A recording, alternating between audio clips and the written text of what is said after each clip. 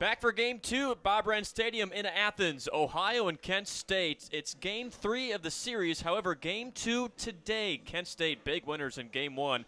So it'll be interesting to see how the Bobcats respond here in Game 2 on a chilly day, overcast in Southeast Ohio. Jake Camata with you, alongside Cade Williamson. Cade, you did a great job in Game 1, my friend. Yeah, thank you. I appreciate that. Sorry to take over the spot for you. But you know what? You called yesterday's game. Listen a little bit as well. You did a fantastic job. And doing great. You're a freshman here at Ohio University, yeah? Yeah. This is my first year here at Ohio University. I had a lot of opportunities come my way over the past couple months. I really appreciate everything I'm doing here. So it's a great time down here in Athens. I'll say that much. Great times, and sorry you have to sit next to me for the next 2 hours. Let's go through Game 2's starting lineup. We'll start with Kent State. Same lineup if you were with us for Game 1. Same exact lineup for the 6-7, 2-2 Golden Flashes. We start with Kyle Jackson in the 1 spot, followed by Justin Kirby and Aiden Longwell in that 3 spot. As the cleanup hitter for Kent State, Sam Thompson, he will also be the catcher here in Game 2. Colin Matthews follows in the 5 with Michael McNamara in spot number 6. And rounding out Kent State's offensive 9, Mac Timbrook, Josh Johnson in the 8 spot, and Connor Ashby hitting 9th. For the Bobcats defensively, on the mound right now, Jacob Tate, as he sets the left-hander for Ohio into Game 2, throws Game 2's first pitch. It's in there for a called strike. And Game 2 of our doubleheader in Game 3 of this series between Ohio and Kent State is underway at Bob Wrenn Stadium in Athens. Tate, the lefty, out of the wind. Here's the 0-1. It gets away from the catcher, Mincy, as we start with Mincy behind the dish, followed by Cale Baker at first base, Michael Richardson back at second base, and Colin Kasperbauer in the hot corner at third. And it's short, Xavier Hendigas. Pitch number 3 of the at-bat in there for a called strike, high and outside as Jackson showed bunt and pulled back, so the count's 1-2 to Kent State's leadoff batter. Set the outfield for Ohio from left all the way around to right, Harbert in left, Peterson in center, and Roush in right. Swung out at a bouncing ball to second base. Richardson cleans it up off the turf and throws to Baker for out number 1. Some numbers here for Jacob Tate. He's got a 1.23 ERA. He's got a 1-1 pitching record, 3 appearances, all 3 of those being starts on the season. He's in 14 2/3 innings pitched, 13 hits, 6 runs, 2 of those being earned, 2 walks, and 14 strikeouts so far on the season for the starter for the Bobcats this afternoon. Yeah, love that for the lefty. Jacob Tate stands 6'6", 235, a redshirt sophomore from Louisville, Tennessee. Also a transfer from Kentucky. The lefty deals to right-hander Justin Kirby, too low. Tate throws fastball, changeup, slider, we were told before the game. And a 1-0 count to start to Justin Kirby. 356 hitter after Game 1. And Tate misses a pie there for a 2-0 hitters count. Kirby 3 for 4 in last game. My goodness, did he have quite Game 1 this afternoon. Yeah, he started off that game hot. Yeah. 3 extra base hits in that one, too. Yeah, 2 doubles and a triple. Fastball in there for a strike. 2-1. 1 down, nobody out. No, I should say 1 down, nobody on. No score. Beginning portions of the first inning at Bob Wrenn Stadium. Tate sets, delivers, and it's fouled back. 2-2. Yeah, Kirby doubled and tripled in his first 2 at-bats in Game 1. Grounded out to short, reached on an error on the pitcher, Braxton Kelly, who started Game 1. Did not get the decision. I thought he pitched pretty solid. For how deep he went, yeah, and how many runs he gave up in 6, yeah. Yeah. Swung on and lined into shallow left center field, down for a base hit, and Justin Kirby's fantastic afternoon continues. His 17th hit of the season, and now 4 hits for him today. He also had 2 RBIs back in Game 1. On a 2 RBI double in the 7th to make it, I should say, way out of reach for the Bobcats back in that 7th inning. Aiden Longwell back to the plate, the first baseman, wears the jersey number 5. Lefty-on-lefty matchup here. Longwell's 365 hitter now after Game 1. Came into the afternoon hitting 383. However, he was 1 for 5 in Game 1. Did, however, get a 2 RBI single back in the 6th inning. Runner on first, 1 down. First pitch is knocked foul on the ground, right side. And an 0-1 count to start. Yeah, boy, things really got out of hand for the Bobcats in the back half of Game 1. They allowed 10 hits 8 runs scored. There was an error. But Kent State, I mean, whether you give kudos to Kent State or not, boy, their offense really did come around and explode in innings 6 and 7. Slow pitch outside to Aiden Longwell, so the count is even 1-1. And Kent State jumped off. Great start that first game, too. Got off to the 1-0 lead and eventually cut that out to 4-0, but foul back, 1-2 count. Yeah, to recap that first game in case you missed it. They're just now joining us this afternoon. Yeah, Kent State hopped out in front 1-0, and then all of a sudden they put up a 3 spot in inning number 2 to take a 4-0 lead, and the Bobcats bounced back and eventually took the lead in inning number 2, 5-4. Or I should say 6-4. Longwell sees upstairs, count even again at 2. 6-4 ball game, and then all of a sudden Kent State took control and eventually won the game 14-7. 2-2 count, runner on first, 1 down. No score, top half of the first in Athens. Tate sets, delivers, and another foul bouncer towards the Kent State dugout down to the right side. Count stays 2-2. Longwell, a sophomore from Massillon, Ohio. His 18 hits coming into today led Kent State. Now he has 19. Still is the Golden Flashes leader in that category.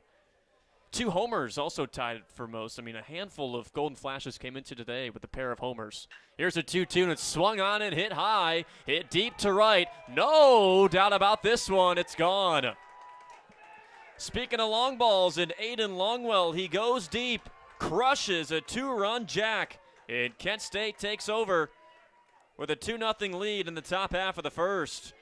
Talk about good timing right there, Jake. I mean, we were talking about leading the team in homers and home runs, and he just smacked that ball right over the right center field fence, and now Kent State's got a 2-0 lead early in this ball game once again.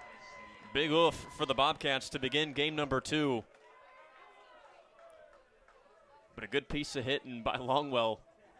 And Kent State to begin this ball game. Jacob Tate this season, that's his first allowed home run in 57 batters he's faced. See how the Bobcats respond. Down 2-0 to start. And Sam Thompson at the plate. Already has seen a strike and now looks at a ball in the dirt. Count runs 1-1 to the 182 hitter with 4 hits coming into game 2. 4 ribbies as well for Thompson. He's behind the dish today. Lefty on righty matchup. The 1-1 inside. 2 balls and a strike to Thompson. And Jacob Tate had 2 back-to-back great outings. Pitched a win at Evansville, 5 innings, just allowed 6 hits and 2 runs. Only walked a batter, struck out 4. As his next pitch misses outside. 3 balls, 1 strike. 2-0 Kent State, top half of the first with 1 down. The 3-1 finishes high, and that is Jacob Tate's 4th walk of the year. A guy who normally has very good command and a fantastic walk-to-strikeout ratio. Just 3 walks coming into today, now 4, with 14 strikeouts. And now we're going to see a mound visit here, and a quick one at that, Cade, in the top half of the first, and only 4 batters seen for Jacob Tate. Yeah, and Tate, that home run he gave up, just seems like he kind of ran that fastball a little bit too far in on the hands of Longwell. Longwell just powered that ball out to the right center field alley. He's had a good outing start, like you said. Very good pitcher, has good command with everything, but this afternoon, giving up that home run early, not what you want to see out of the Bobcats dugout. Yeah, Tim Brown coming out to the mound, his first season with the Bobcats. He's Ohio's pitching coach. He was the assistant coach for Eastern Illinois, primarily a pitching coach with Eastern Illinois. Runner on first, there's 1 down. Middle infield playing double play depth as Colin Matthews at the plate. 262 hitter this season, shows bunt, lays it down right side of the infield. Baker has it, scoops to first, no one's there. Boy, miscommunication between Richardson and Jacob Tate. As Cale Baker, the first baseman, came off the bag to field, and normally it's the pitcher and the second baseman who have to communicate who's going to cover the bag, and I mean, Baker did his job, and thus I don't think that's going to be an error. I just think that's a hit. I would agree with that there. I mean, usually in those situations, what you do is, especially you go with the pitcher right there, they usually come up the line. If they can't get the ball that's fielded, you come up the line, you get the ball, and you try to get the out. But it didn't seem like Tate was on the same page as Baker right there. Runners on first and second now for Kent State. Up 2-0, top half of the first as Tate steps off the mound. Just one down in the inning, and it was a ground out to second base by the leadoff batter, Kyle Jackson. Not the way you wanted to start if you're the Bobcats in Game 2, especially after dropping Game 1, 14-7. Out of the stretch, the pitch from Tate in there for a strike. To number 38, Michael McNamara, 292 hitter this year. Now 14 hits after Game 1, where he went 3 for 4. Had a wall-scraping home run in that one, too. Got out to left field. Kind of powered it out, a little fly ball. Ended up getting over the wall. Next pitch is fouled back to the screen, so pitchers count 0-2 to McNamara. He's our shortstop in Game 2. And you hear the breeze here in Southeast Ohio. Wind's been blowing out all day. Chilly one, too. We saw the sun midway through Game 1, but the clouds took over. And it's been a breezy one off the Hocking today. Here's the 0-2 with one out. Low in, ball one. That was a good pitch there from Tate. He's ahead in the count. Try to get a little bit of a waste pitch there, a swing from McNamara, but he spit on that one. It'll be 1-2 now for the shortstop for Kent State. Yeah, McNamara, his first 3-hit game this season as well, and his 4th multi-hit game. St. Ignatius product up in Cleveland. Looks at a bouncing ball in the turf, 2-2. He was 0 for 2 in Game 1, and quite the bounce-back game, eh? Yeah, I mean, had a great game last game, yeah. 3 hits in earlier this afternoon. Hit .303 last year, McNamara, as a freshman. It's a pretty impressive average right there as a freshman. I'd say. It's a tough league to hit .303 in your first year. The 2-2 dips low. So the count runs full to McNamara with 2 on, 1 out. 2-0 ball game. Kent State with a 2-run bomb by Aiden Longwell to deep right center. No doubt about it. And the lefty Jacob Tate for the Bobcats. That throwing arm dangles as he comes set. And eyes up second base. Here it comes. Lined up the middle. Down in left center field for a base hit. Around third base, Sam Thompson. He'll score with ease. And sliding head first into third base is Colin Matthews. And a 1 out RBI single for Michael McNamara. Good piece of hitting right there. Took that pitch low and away right up the center field gap. Put it right out of reach of Xavier Henniges there at shortstop. And now Kent State extends their lead to 3-0. Yeah, it's a 3-0 ball game. Visitors half of the first. Bobcats haven't even grabbed the bats yet.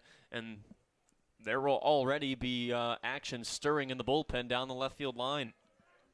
Something you don't exactly want to see here if you have a 4-game set as well. You want to kind of save arms deeper into the games. Bobcats only used 2 pitchers in that last game, though. First pitch to Mac Timbrook, second baseman today. Lefty on lefty matchup. Finishes inside for ball 1. Runners on the corners here for Kent State. They have 4 hits in this first part of the opening inning. 3 runs. Just 1 down. Tate sets, delivers. And it's fouled off the bottom of the bat, back to the backstop, and it's 1-1. You're Tate up there on the mound. You want to try to hit around the knees right here. Try to get a ground ball, possibly a double play, get out of the inning with only allowing 3. Could stop the bleeding here for the Bobcats. And I guess if you're Kent State, maybe you try to steal a bag from Michael McNamara at first base to eliminate the double play opportunity. Pickoff move to first. Sometimes lefties can do that first to third move and catch that third base runner off guard, but Tate elected not to do that. Timbrook, multi-hit game earlier today. He was 2 for 4, 2 runs scored. I beg your pardon. He was 3 for 4. He bounces one to second base. Richardson throws to second for 1. Ohio will not have a play at first for 2, and Colin Matthews scores without a throw. So Kent State takes a 4-0 lead in the top half of the first inning. Can eliminate McNamara on the base paths as Timbrook reaches first on the fielder's toys. That was the ground ball that Tate needed. Just Kind of squibbed out there to second base. Couldn't really get two on that one. It was not hit hard enough for Richardson out there. Josh Johnson back in the lineup for Game 2 for Kent State. Also in left field for Game 2. Runner on first base, 4-0. Golden Flashes lead on Ohio. And a check swing. Johnson did not go around. Ball 1, low and away.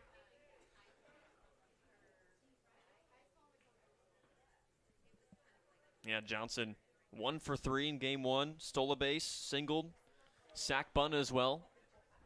The 1-0. 2 inside. 2-0 the count to Johnson. Not the ideal start either for Jacob Tate. Like we were saying, 2 good outings at Eastern Kentucky. Got his first win of the year. His lone loss of the year was at USC Upstate. He only pitched 2 2/3 innings. Allowed 4 runs. However, none of them were earned. Seems like he either has a blow-up start or has a game where he goes deep and is very productive in that start. Yeah, he went deep in his last 2. 5 against Evansville and 7 innings against Eastern Kentucky. Check swing. Johnson did go around, says our home plate ump, so the count 2-1. 2 outs. Runner on first for Kent State. 4-0. Visitors lead on Ohio. Tate comes set, belt high. Eyes the runner at first. Here it comes. Too high. Minzy had to reach high out of the zone for that one. Seems like Tate's struggling with his command so far in this start. Doesn't seem like he has it all down. Could be the weather, could be the wind. Something just seems a little off out there for Jacob Tate. Here's the 3-1. Lifted high in the air to right field. Charging in is Roush. However, his second baseman Richardson calls him off and makes the catch in shallow right field. Bobcats have some work to do offensively immediately. We go to the bottom half of the first. Kent State 4, Ohio nothing. We'll be right back on the Ohio Sports Network from Learfield.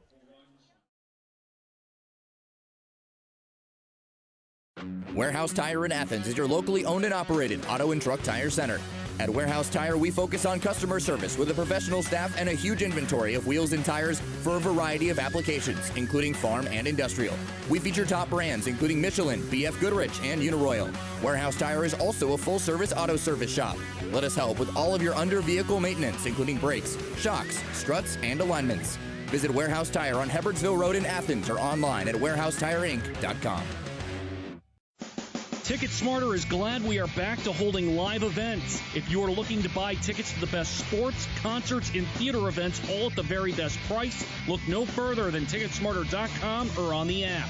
Buying tickets at TicketSmarter will help support children in need. For every ticket transaction on TicketSmarter, $1 will be donated to a children's charity. TicketSmarter is proud to be the official ticketing partner of Ohio University Athletics. TicketSmarter, a smarter way to buy tickets.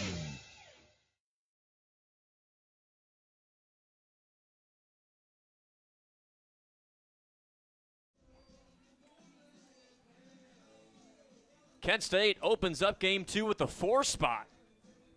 And their starter, Colin Ramel, 4-0 lead in the bottom half of the first inning. Along with Cade Williamson, Jake Romano with you. Jordan Bowes running producing our stream today. Big thanks to Jordan. He's been running baseball streams since last weekend in the Bobcats MAC opening series against Northern Illinois. But the Bobcats lineup, let's set it for you. We'll start off with Isaiah Peterson leading off. Michael Richardson follows in the 2 spot, and Colin Kasperbauer is in the 3 hole. Batting cleanup for Ohio at the 4 is Spencer Harbert, followed by Mason Minzy at 5. Will Sturrock in the lineup for the first time today. He DHs in the 6 spot. Cale Baker follows in the 7. A.J. Roush and Xavier Hendigas round out Ohio's starting 9. Defensively for Kent State, Thompson behind the plate, Longwell at first, Timbrook at second with McNamara at short, Jackson at third. As Ramel's first pitch is lined down the left field line and in there for a base hit for Isaiah Peterson. So first pitch that Peterson sees, he loops it to left field for a base hit. Speaking of left field, Johnson, who just fielded that single by Peterson's in left, Matthews in center, and Kirby down the right field line. And Colin Ramel on the mound here for Kent State. Some numbers on him this season: 4.79 ERA, 1-3 pitching record, 4 appearances, 4 of those being all starts, 20 and 2/3 innings, 21 hits, 16 runs, 11 of those earned, 7 walks, and 18 strikeouts so far. Yeah, he too is a left-handed pitcher. He deals a first pitch strike to Michael Richardson of the Bobcats. Yeah, Ramel, redshirt senior from Olmsted Falls, Ohio. Not too far, actually, from Kent State. Elected to stay back in Northeast Ohio. Redshirted back in 2019. Named All-MAC first team back in 2018. Also, collegiate baseball freshman All-America team. Quite the way to start as a Golden Flash. Especially for a program like the Golden Flashes, too. I mean, solid baseball program, especially in the MAC. Projected to be third this year in the MAC out of the coach's preseason poll. Next pitch to Richardson is a strike, 0-2. Yeah, you look at the amount of times Kent State's been to the NCAA tournament. They've made noise. Who could forget their College World Series run, which now seems like yesterday. Mm-hmm. Swing and a miss, slow pitch. Ramel gets Richardson swinging and chasing on the outside. So one down, runner on first base, and Ohio's Isaiah Peterson, who collected his 21st hit to start the bottom half of the first. Brings up Colin Kasperbauer.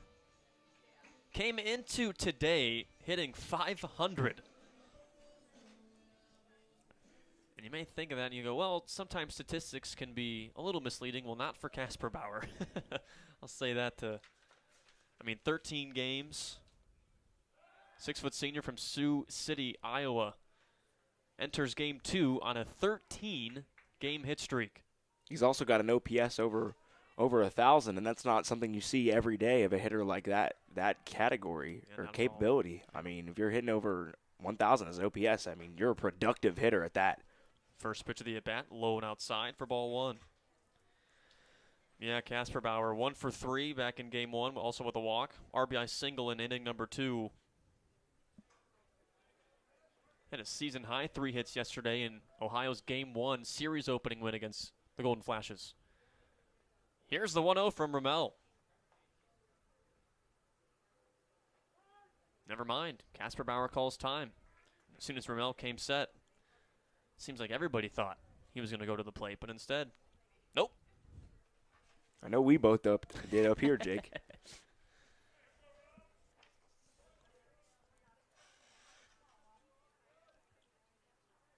The set and the pickoff throw to first. Not even a tag applied by first baseman Aiden Longwell. Still 1-0 to Kasperbauer. Bobcats high, 22 hits this season.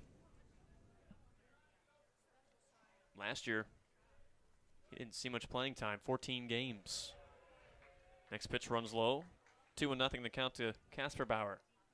And Peterson's definitely a speed threat over there at first base. Has 3 stolen bases on the season. It's leading the way for the Bobcats. Only been caught stealing 1 time. The 2-0. Outside, ball 3. And I wonder if Colin Kasperbauer, a .489 hitter, has the green light. Down 4-0 to Kent State with 1 out and a runner on first base and a 3-0 count. Here it comes. No, he takes a strike. 3-1.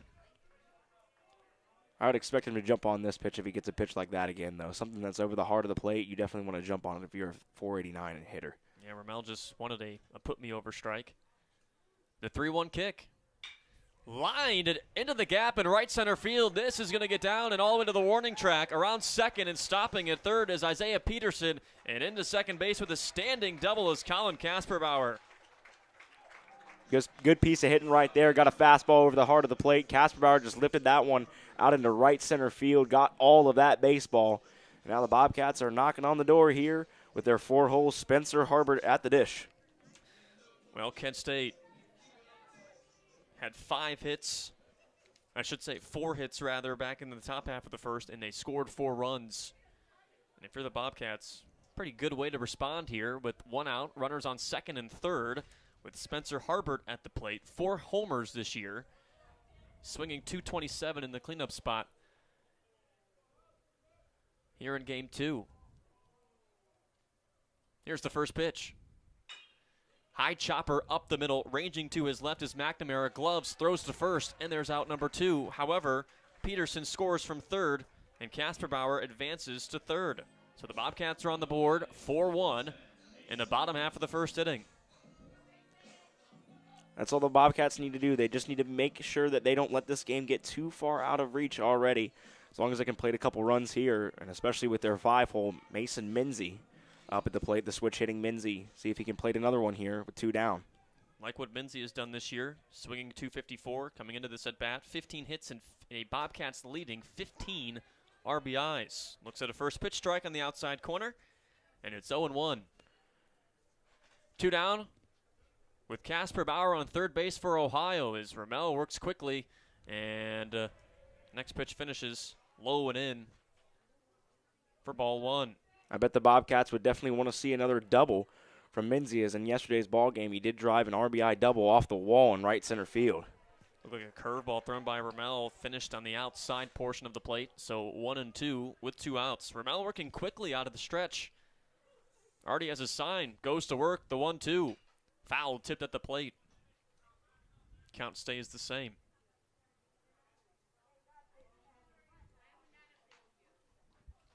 Ramel's a pitcher that seems to be working quite quickly up there on the mound. It seems like this half of the inning has been going by very quickly compared to the Bobcats with Jacob Tate. The 1-2 kick. Lifted high in the air to right center field. Going back is Matthews. Looking up. This ball is gone. Oh, the wind took that one all the way over the right center field wall. Minzy was sitting off speed right there. Got at the pitch before, fouled it. That one, he sat right on it. Like you said, Jake, the wind just took it out to the right center field. That's where it's blowing, and that ball just tailed out that way and over the fence. It's a 1-run ball game now. 4-3 game, as Cade just said. Minzy's first homer of the year and RBI 16 and 17. Wow, what looked like a routine fly ball out to right center field. You can tell by the body language of the center fielder, Matthews, that that one caught a tailwind. We see Will Sturrock for the first time today, Ohio's designated hitter. He's 0 for 7 on the year and is quickly in an 0-2 count as he swings through a changeup. Good way for the Bobcats to respond after allowing a 4 spot from Kent State back in the top half of the game. Sturrock lifts this one. We promise it's a routine fly ball to right. And Kirby makes the catch, and that ends the inning. How about the Bobcats and Mason Minzy giving his team a lift, a literal lift. Bobcats down 1, 4-3 after his 2-run home run, and also a ground out by Spencer Harbert to bring in Isaiah Peterson. We step aside as the Bobcats grab the gloves. This is the Ohio Sports Network.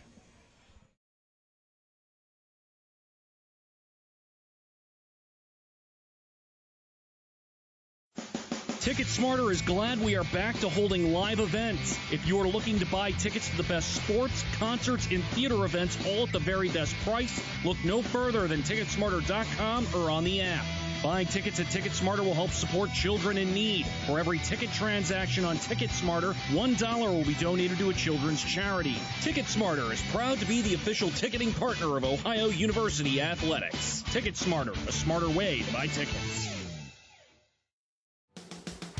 Located on 741 East State Street, Steak and Shake is serving up handmade milkshakes, fresh pressed steak burgers, and crispy shoestring fries cooked right to order. Kick off your day with our breakfast served until 11 a.m.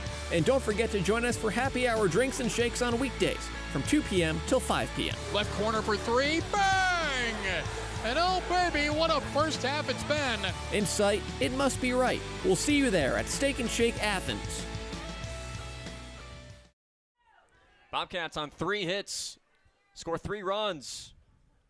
Spencer Harbert's ground out to short, scored Isaiah Peterson in the bottom half of the first. Mason Minzy with a 2-run home run. And Ohio trails Kent State by 1, 4-3. And if you're Jacob Tate, who will see the 9-1-2 batters for Kent State in the top half of the second, Cade, you're feeling a little more confident after your first inning where you allowed 4 runs. That's how any pitcher is. If you get any run support needed, you're going to feel a lot confident up there on the bump. Definitely going to be pitching with a little bit more speed and possibly just working deep into the counts later in this ball game. Show a bunt by Connor Ashby, the DH for Kent State. He bunted it foul. Tate will see. Well, he's seeing Ashby now. Also Kyle Jackson, Justin Kirby, the top portions of the order for Kent State this inning.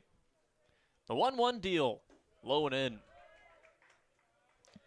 2 balls and a strike.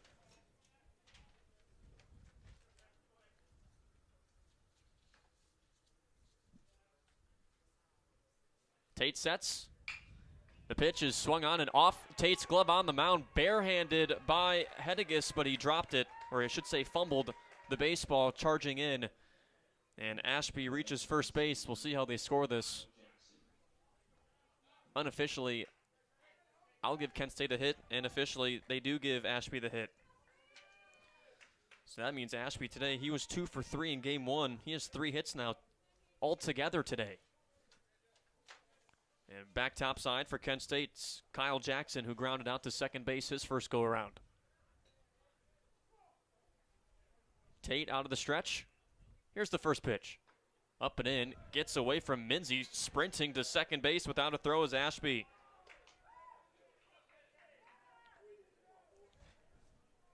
Sure they'll rule that one a pass ball. Yeah, just like it just popped right out of the glove of Minzy.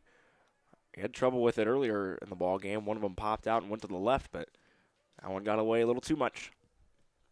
Jackson, just a sophomore out of Bowling Green, Ohio. 3rd most hits on the team coming into today at 16.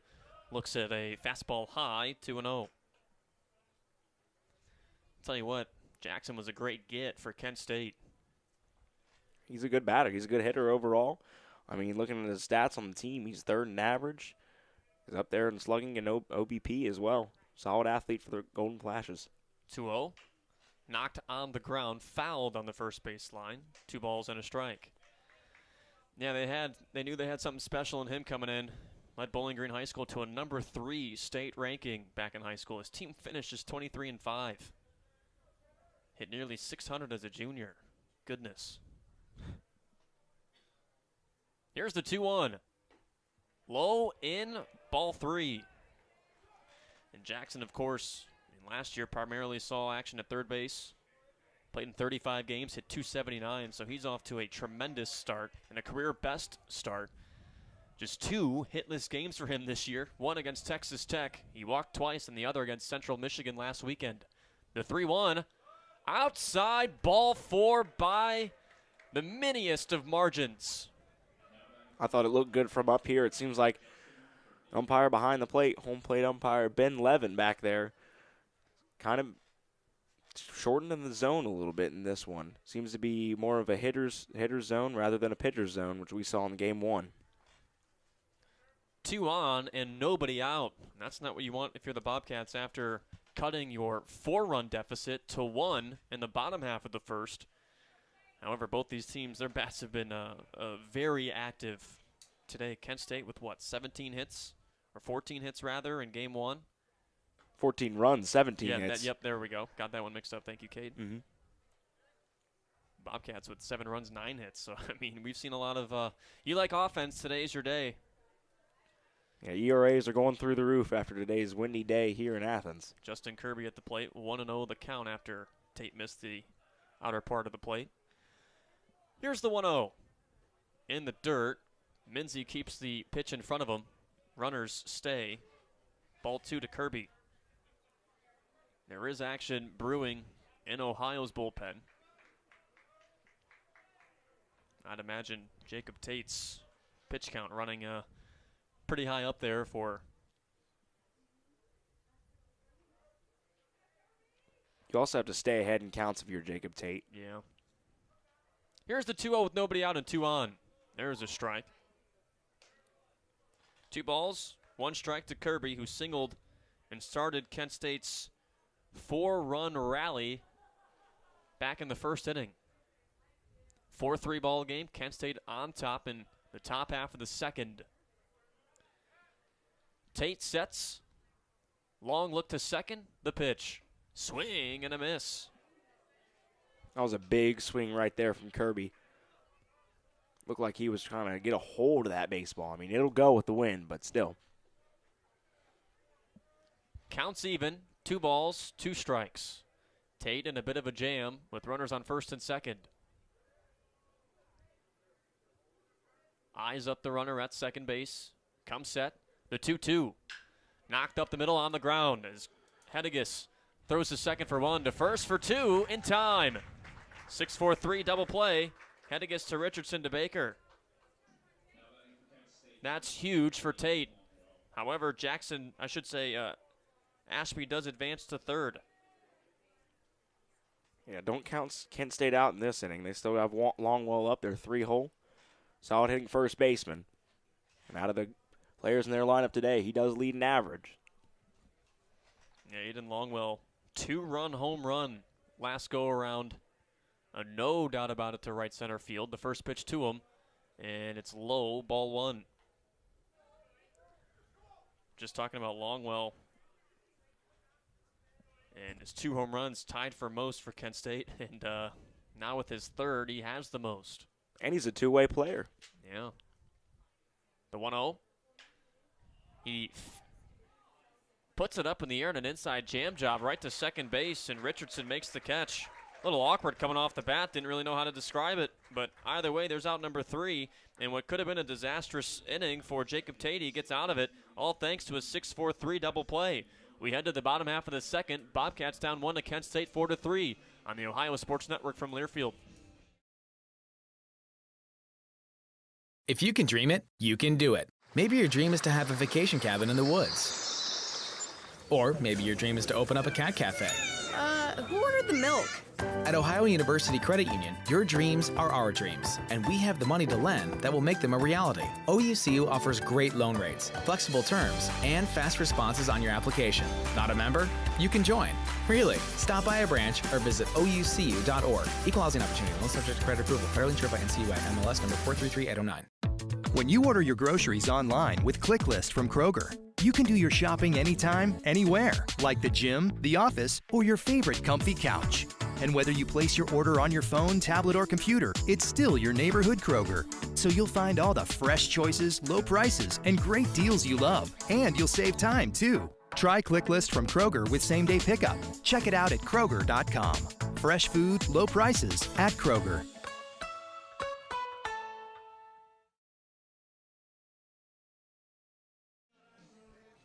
4-3 ball game, headed into the bottom half of the second inning. Alongside Cade Williamson, Jake Cremata with you.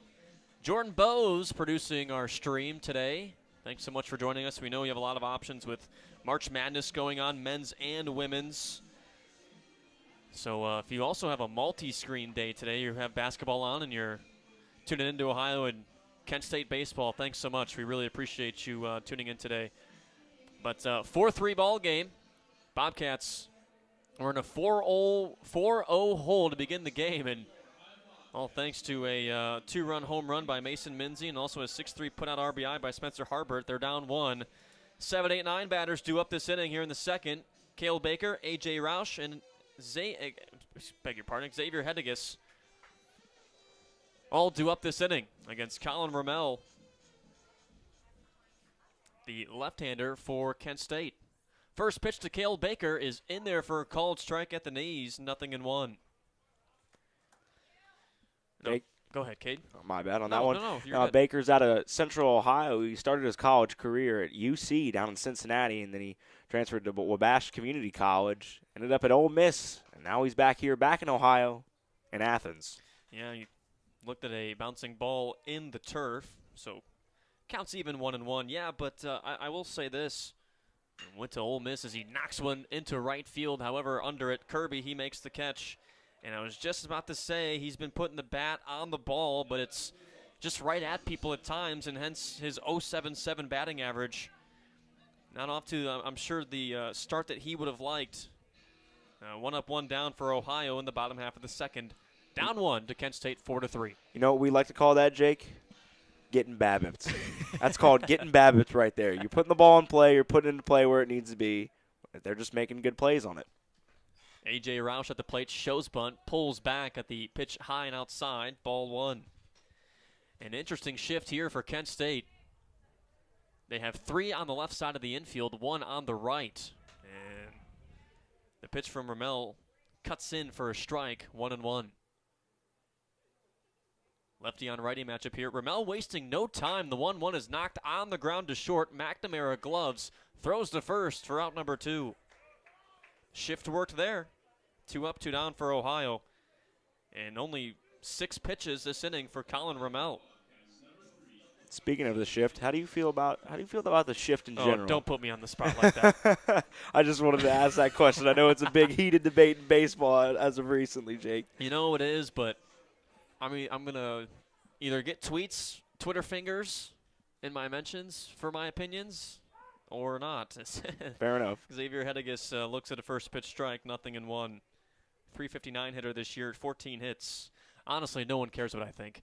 As he loops one foul out to the mound, a fan attempts to make a play, but it lands over his head. 0-2 to Hedigus. Form your own opinion, folks. That's all I'll say to that. 0-2, 2 outs, nobody on for Ohio. Down 1 to Kent State, and the 0-2 runs high. Should say 1 ball, 2 strikes. Again, Ramel working quick out of the wind. The 1-2 outside, and it would have hit a left-handed batter square in the shoulder. I would like to talk in between pitches, but Ramel's giving me no time. He's working quickly again. The 2-2. Foul to the backstop. Count stays. Some pitchers just like to get in a groove like that. They want to get going. They want to make sure they're working quick. Control the pace of play. The 2-2 kick, high and wide, counts full, and a payoff coming up. Nobody on, 2 outs, full count. Bobcats down 1, the payoff pitch. Ball 4, and the inning continues. A lot of the Kent State faithful, one of those last 2 pitches to be called strike 3. They were close. They were out there, but just not close enough. They were called balls, and it'll be a walk there for Hedigus. Well, now the Bobcats are back topside with Isaiah Peterson, who began Ohio's offense back in that first inning with a leadoff single. 5th year from Lincoln, Nebraska. Lefty on lefty matchup. The pitch. Outside there. Looked like a slider. 1-0. Peterson 1 for 3 in game 1 earlier. He was hit by a pitch, did score, and brought in 2 RBIs and a 2 RBI double back in the second inning of game 1. The 1-0. That finishes over the zone, 1-1. 5 multi-hit games this year. 3 of those 5 were 3-hit games. That's what you want to see out of your leadoff, getting on base a lot. Yeah. The 1-1 deal, high and in. Peterson had to bend out of the way backwards of that one. This entire series, Peterson's also had a hit in every single game now. Yeah, snapped a mini 0 for 10 slump yesterday. The 2-1 pitch. Inside. And 2 inside for our umpire's liking. 3 balls, 1 strike, 2 outs. Man on first for Ohio. Down to Kent State 4-3 after a explosive first inning for both teams. Seems like Ramel is trying to go off speed here to Peterson, and it is a lefty-lefty matchup. Ramel's 3-1. Here it comes. Hit high and deep to right field. This ball back and gone!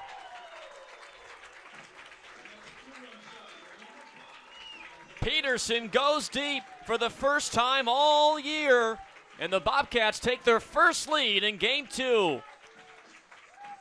Everybody just might like those fastballs in on the hands as he took that right there.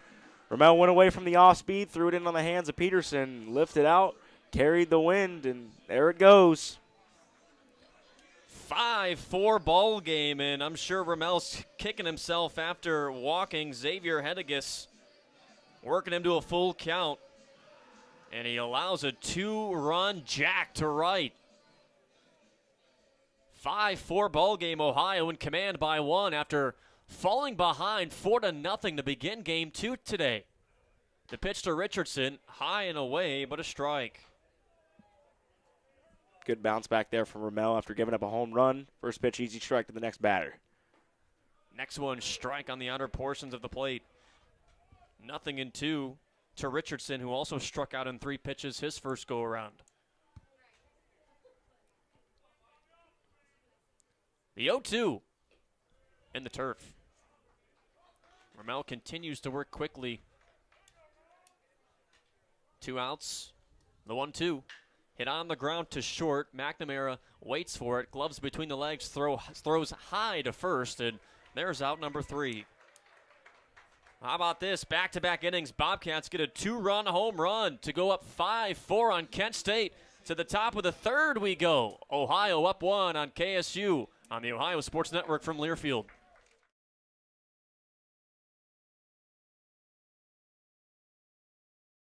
When you order your groceries online with ClickList from Kroger, you can do your shopping anytime, anywhere, like the gym, the office, or your favorite comfy couch. And whether you place your order on your phone, tablet, or computer, it's still your neighborhood Kroger. So you'll find all the fresh choices, low prices, and great deals you love. And you'll save time, too. Try ClickList from Kroger with same-day pickup. Check it out at Kroger.com. Fresh food, low prices at Kroger. These days, we're all doing a lot more virtually, which is why at Ohio Health, we've expanded our virtual care options and availability to make it even easier to get safe expert care at home. That includes virtual visits with over 1,000 trusted providers in every medical specialty. Learn more about our virtual health options at ohiohealth.com/virtual health.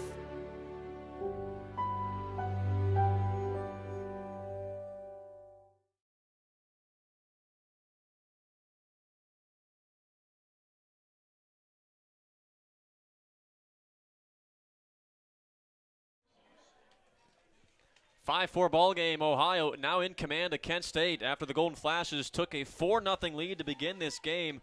The Bobcats in innings 1 and 2, 2-run home runs, 5-4 lead as Jacob Tate back on the hill for Ohio. His first pitch at the top half of the 3rd is high and wide to Sam Thompson, who's hitting cleanup today for Kent State. Colin Matthews and Michael McNamara also due up this inning for KSU. The next pitch, low and in, 2-0. I'll tell you what, home run by Mason Minzy. That one looked like a routine fly ball out to right center field that caught a tailwind, but Isaiah Peterson's rocket out to right, no doubter. Thompson takes a strike, 2-1. This game is very reminiscent of game 1, I'll say. Kent State got out to an early lead, and the Bobcats eventually strike back and get a lead of their own. Is that ball? Wow, what a play. Thompson loops one, and Peterson dives to make the catch. Outstanding play by Peterson. Starts on the offensive side of things and continues with the glove. Nice diving play by a base hit. 1 up, 1 down for Kent State, and Colin Matthews approaches the plate. Singled his first go-around. He also scored on an RBI single by, RBI fielder's choice. He fouls one on the ground down the third base line, and it's a 0-1 count to start.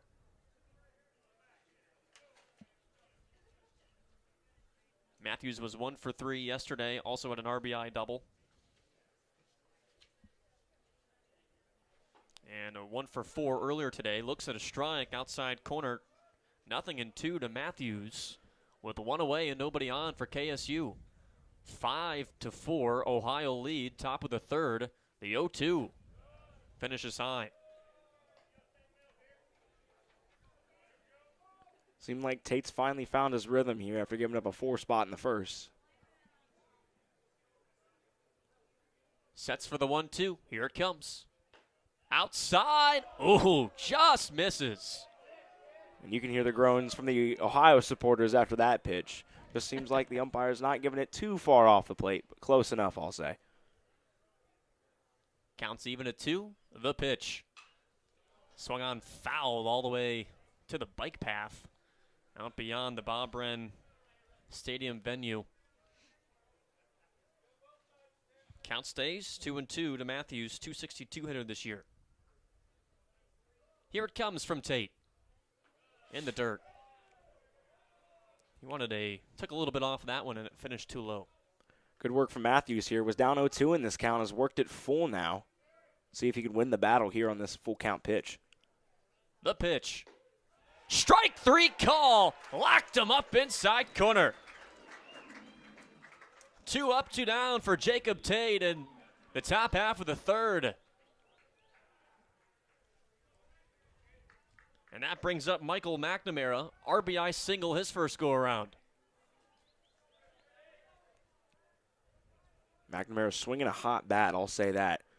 In that first game, good game in that one, and he's already got a single in this one.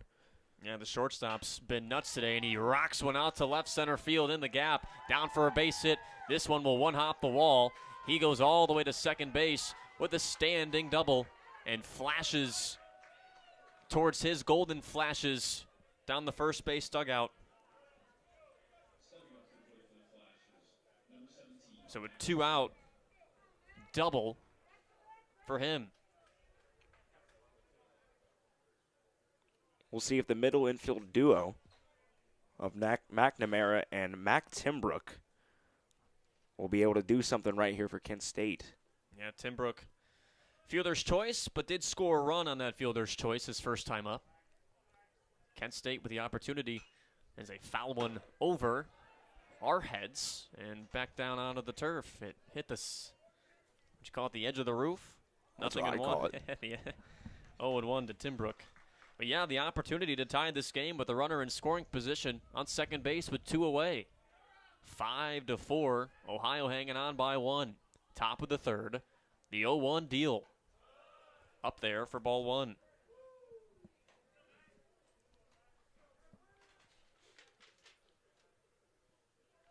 I've also been gifted with 2 of the better hitting teams in the conference. I mean, Ohio hitting .326 against the MAC. Kent State, they're hitting .267 against the MAC, but their .274 team average this year is 3rd in the conference.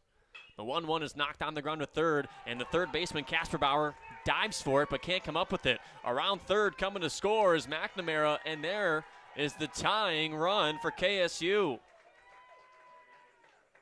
A little bit of an awkward dive on third base for Casper Bauer.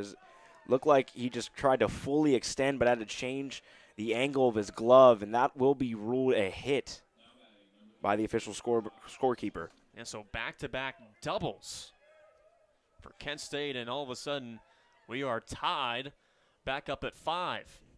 I should say we're tied again, this time at 5. Josh Johnson at the plate. Flied out to right field his first time up. He's 0 for 1, and he nubs one foul to the first base dugout. 0-1 to start.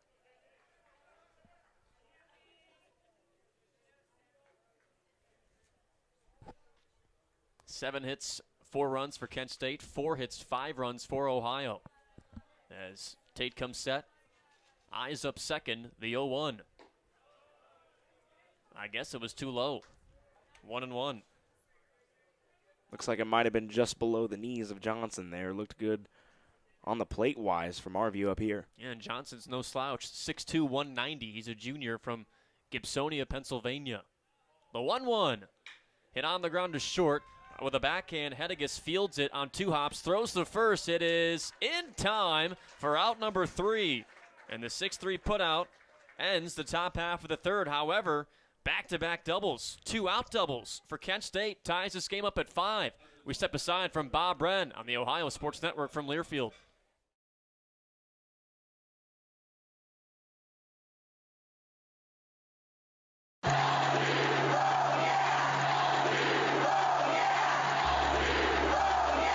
Let's go Cats. Let's go Labatt Blue Light. When you drink a pristine Canadian Pilsner, you're good at beer. Bobcats fans, grab a Labatt Blue Light and be good at beer.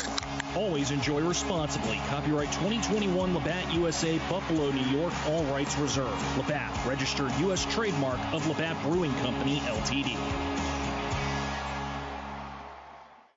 We've all seen the tragedies associated with drug activity and impaired driving in our state. This is Trooper Conkler of the High State Highway Patrol's Athens Post. We need everyone's help to keep drugs out of our communities, keep impaired drivers off our roads, and get people to make good decisions when driving. Traffic and community safety is the responsibility of everyone. You can do your part in calling pound 677 to report drug activity and impaired or reckless drivers to law enforcement. Together we can make Ohio a safer place to live and travel.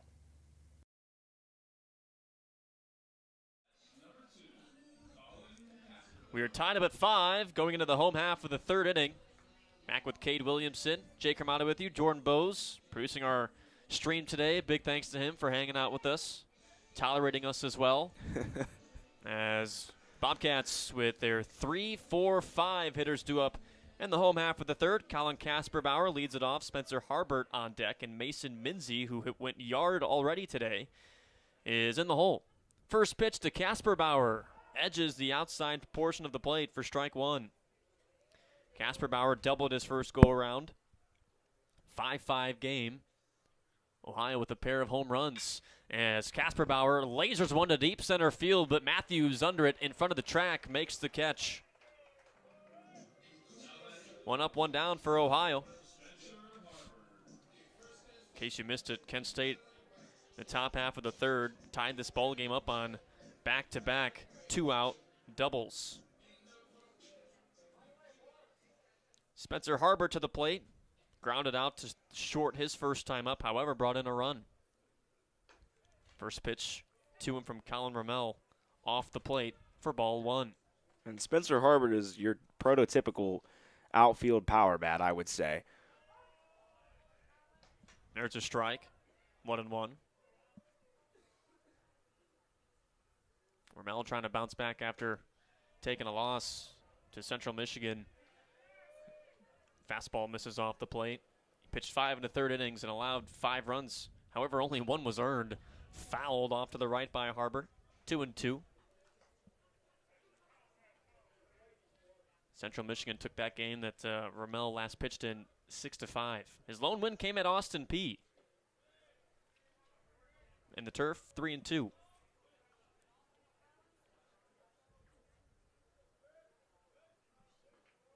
Full count pitch. Popped him up behind home plate, charging Thompson near the backstop, and it gets out of play. But like I was saying about Spencer Harbert, how he's your prototypical power bat in the corner outfield spot, he's not a guy that hits for average, only a 227 hitter with the average, but if you look at his OPS and his slugging percentage numbers, I mean, he leads the Bobcats in slugging percentage with a 568 in that category and an over 850 OPS. Full count pitch is a strike 3 call. Inside corner. Harbert thought it was ball 4. He was a quarter of the way down the first base line. And that's strikeout number 2 for Colin Rommel today. And Mason Minzy, who went deep on what we thought would be a routine fly ball to right center field, caught a tailwind and cruised over the wall. I'd like to hear his thoughts about that homer as well. First pitch to him, misses the mark off the plate, 1-0. I bet he's happy about it. There's nothing to complain about that home run. Yeah. Just, well, guess there's the wind. The 1-0. 2-0 now. Misses high and outside. And Minzy's first long ball this year. And he looks at a strike low and outside from Rommel. 2 balls and a strike. Minzy now a 6-game hit streak after his home run back in the first inning. Looks at another, like a curve ball that edges the upper portion of the plate, or I should say the zone. 2 balls, 2 strikes, 2 away for Ohio and nobody on. Tie ball game 5-5, home half of the third. The 2-2 deal. Outside, just misses. Yeah, you could see Michael McNamara out there at shortstop thought that was strike 3. He started running over the dugout. Yeah, Kent State fans in attendance wanted it. Here's the payoff. Ball 4, inning continues. Shades of last inning, too, if you're Kent State. With 2 outs and nobody on and a full count, they walked Xavier Hedigus, and thus Isaiah Peterson homered to put the Bobcats up 5-4 at that moment. Now Will Sturrock will try to make some noise. He's 0 for 1 today, looking for his first hit this season. He's only had 8 at-bats. The runner on first and 2 outs. He has an opportunity here. The pitch. lines it into left center field, down for a base hit. The inning continues. Rounding second, heading to third is Minzy. He gets in without a throw. And the throw in from left field almost went to the Bobcats dugout down the third base line, but Ramel was there to back up the throw. Now runners on the corners with 2 outs for Cale Baker. And if you're Cale Baker looking to, don't want to say make up for this slow start, but looking for the opportunity to end a bit of a slump, I think, Cade, now's the perfect opportunity to do so. Yeah, just put something in the green right here. We'll definitely score a run with 2 down, get a 2-out rally going right here. Maybe something in the alleys could score 2 with Sturrock over there at first. Wind is aggressively blowing out towards the outfield as well today on a cloudy day in Athens, Ohio.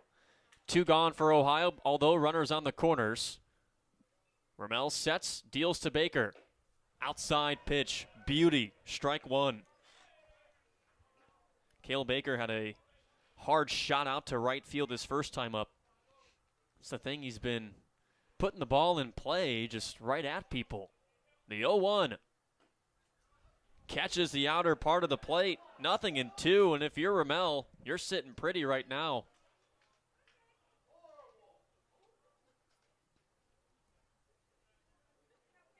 Baker back in the batter's box. Ramel gets his sign. Shakes off his catcher once and now nods. He's set. Ramel, the 0-2. Outside, and he missed by an inch or 2. Yeah, the Kent State faithful definitely thought that one caught a little piece of the zone. It was close, I'll tell you that much. The right-handed Baker back in, 0.77 batting average. Although an opportunity to give his team the lead again. The 1-2 kick, runner breaks for second base. He knocks it up the middle. The second baseman, Timbrook, steps on second for 1. And I don't know why he threw to first for 2. It's because he didn't get him out there at second base. He got him there in time, so he had to throw on a first to get Baker. Got him. Either way, Baker's out, and the inning is over. So we go to the top half of the 4th. Still tied up at 5 on the Ohio Sports Network from Learfield.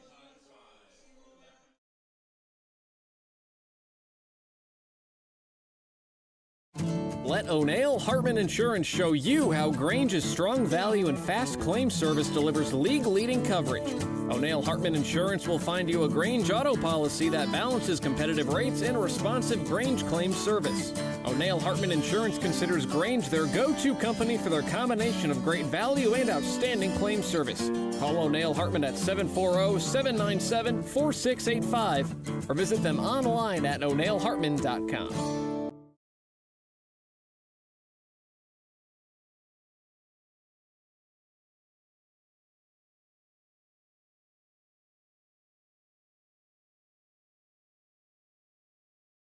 Two, 1. New pitcher on the mound for Ohio, number 32, Hudson Bonkel, right-hander that stands 6'3". He's 205, a freshman from Corona, California, and a Centennial High School product. And the California kid on a brisk day in Athens, Ohio, comes out on the mound to relieve Jacob Tate. I've got some numbers on Bonkel right here. Yeah, please read them, my friend. 9.82 ERA, 0-0 win-loss record. He's made 4 appearances for the Bobcats, 3 2/3 innings pitched, 5 hits allowed, 4 runs, all those being earned. Walked 2 batters and 2 strikeouts so far on the season. He relieves Jacob Tate, who pitched 3 innings, allowed 7 hits, and 5 runs. And unofficially, there were no errors, so all 5 were earned. Tate also struck out 1, and from what I can tell, walked 2. So he faces the 9-1-2 batters for Kent State. Connor Ashby at the plate now, Kyle Jackson to follow, and Justin Kirby's in the hole.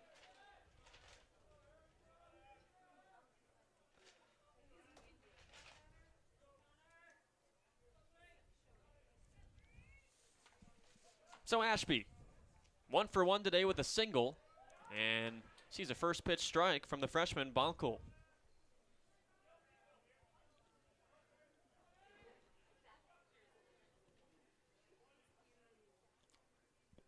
Next pitch, foul, tipped at the plate. And it's 0-2 to Ashby, the DH. And Bonkel taking a look at what he's done recently. We last saw him in the game against Marshall. He pitched an inning, struck out one, allowed a hit. That hit was a double. Next pitch is fouled high to the right side, Bob Wren Stadium. Yeah, ERA is 9.82 just because at Kentucky he pitched 2/3 of an inning and allowed 2 runs. They were earned. Also 2 runs, both earned at Evansville before Kentucky. The next pitch almost edges the outside part of the plate. Ohio fans wanted it. Seems like everybody, no matter which side you're rooting for this afternoon, does not like home plate umpire Ben Levin back there. And we wonder why less and less people are becoming umpires. Here's the 1-2. Swung on and chopped left side of the field. Who's got it? The third baseman, Casper Bauer, fields in front of his chest, throws to first, stretching. Baker makes the catch for the 5-3 put out. Kyle Jackson up at the plate now with 1 down, nobody on.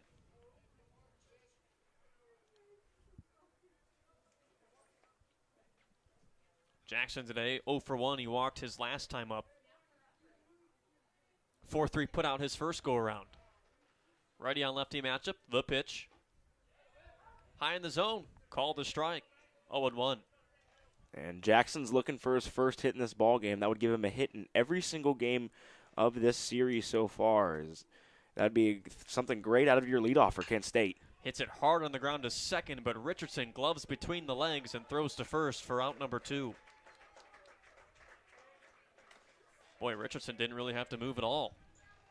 Jackson did all the work for him. Yeah, hit it right to him, right on the ground. Just put his glove down. Easy throw over to first for the out. Justin Kirby, 1 for 2 today. Singled and scored his first time up. 6-4-3 double play back in the second. Some deeper information on our freshman pitcher, Hudson Bonkel. Centennial High School product. 3 varsity letters as the right-hander deals. Beauty of a pitch that finishes over the plate for strike 1. 2-time team captain as well. All conference first teamer. All CIF Southern selection. Helped his team to the playoffs for the first time in 11 years, his final year of high school. As he deals upstairs 1-1. I bet he's not liking this weather. No. California kid, Yeah. not liking this windy weather out here. A little cold too. Well, he signed the letter to come, or the contract to come here. Here's the pitch. It's lifted foul off to the right, 1-2. Well, yeah, yesterday was just such a gorgeous day. It was in the low 70s. Sun was shining and everything. It got cloudy a little bit and eventually rained later in the evening to cool everything off. But tomorrow should be a little bit warmer of a day. Today even looked like it was going to be a good day when we started out here, but chance of rain. However, we've been dry. The 1-2 off the mark, 2-2. 5-5 ball game, top half of the 4th inning. Nobody on for Kent State. 2 outs. 2-2 count for Justin Kirby. The freshman right-hander, Bonkel, delivers. Too high. In fact, Minzy had to stretch up and to the right to catch that pitch from Bonkel. Payoff pitch coming up. Tied up at 5, top half of the 4th. Here it comes. Low and away. For whatever reason, these last couple of innings, we've seen 2 up and 2 down rather quickly, and next thing you know, there's a base runner. There's a base runner, and now it hasn't always been runs have been scored, but I mean the inning has been extended and teams have threatened. That goes on both sides of the field.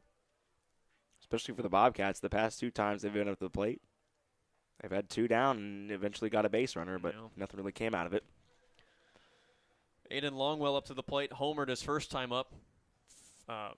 Flied out to the second baseman his second time up. That was in shallow right field, and Richardson ranged out to catch it. As Longwell looks at a first pitch strike, it's 0-1.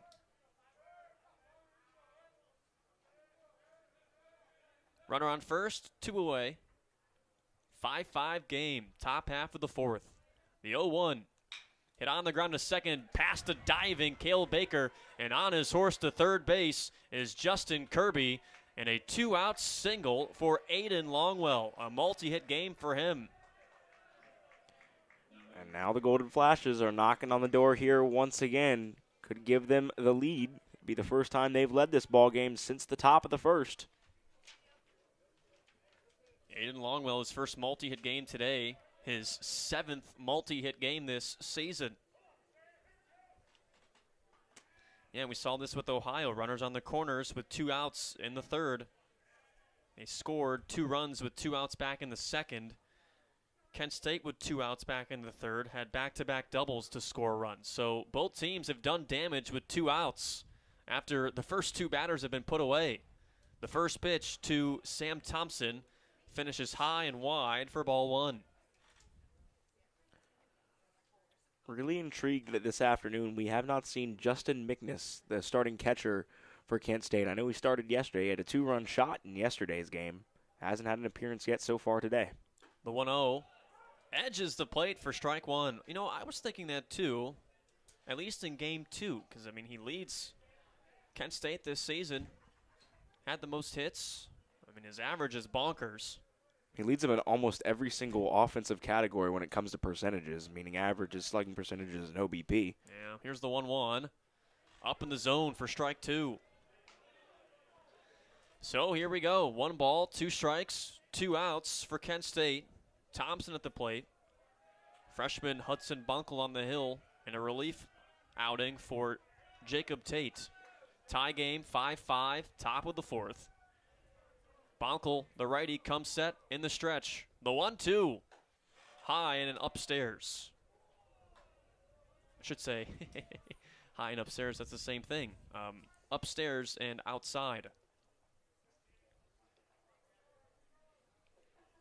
Kirby at first, Longwell at Kirby at third, rather. Longwell at first for Kent State. The 2-2 runner breaks for second base, but it's a swing and a miss. Thompson goes down on strikes, and Hudson Bunkle gets out of the inning with his first strikeout today. Bottom half of the 4th coming up. Tie game 5-5 between Ohio and Kent State on the Ohio Sports Network from Learfield.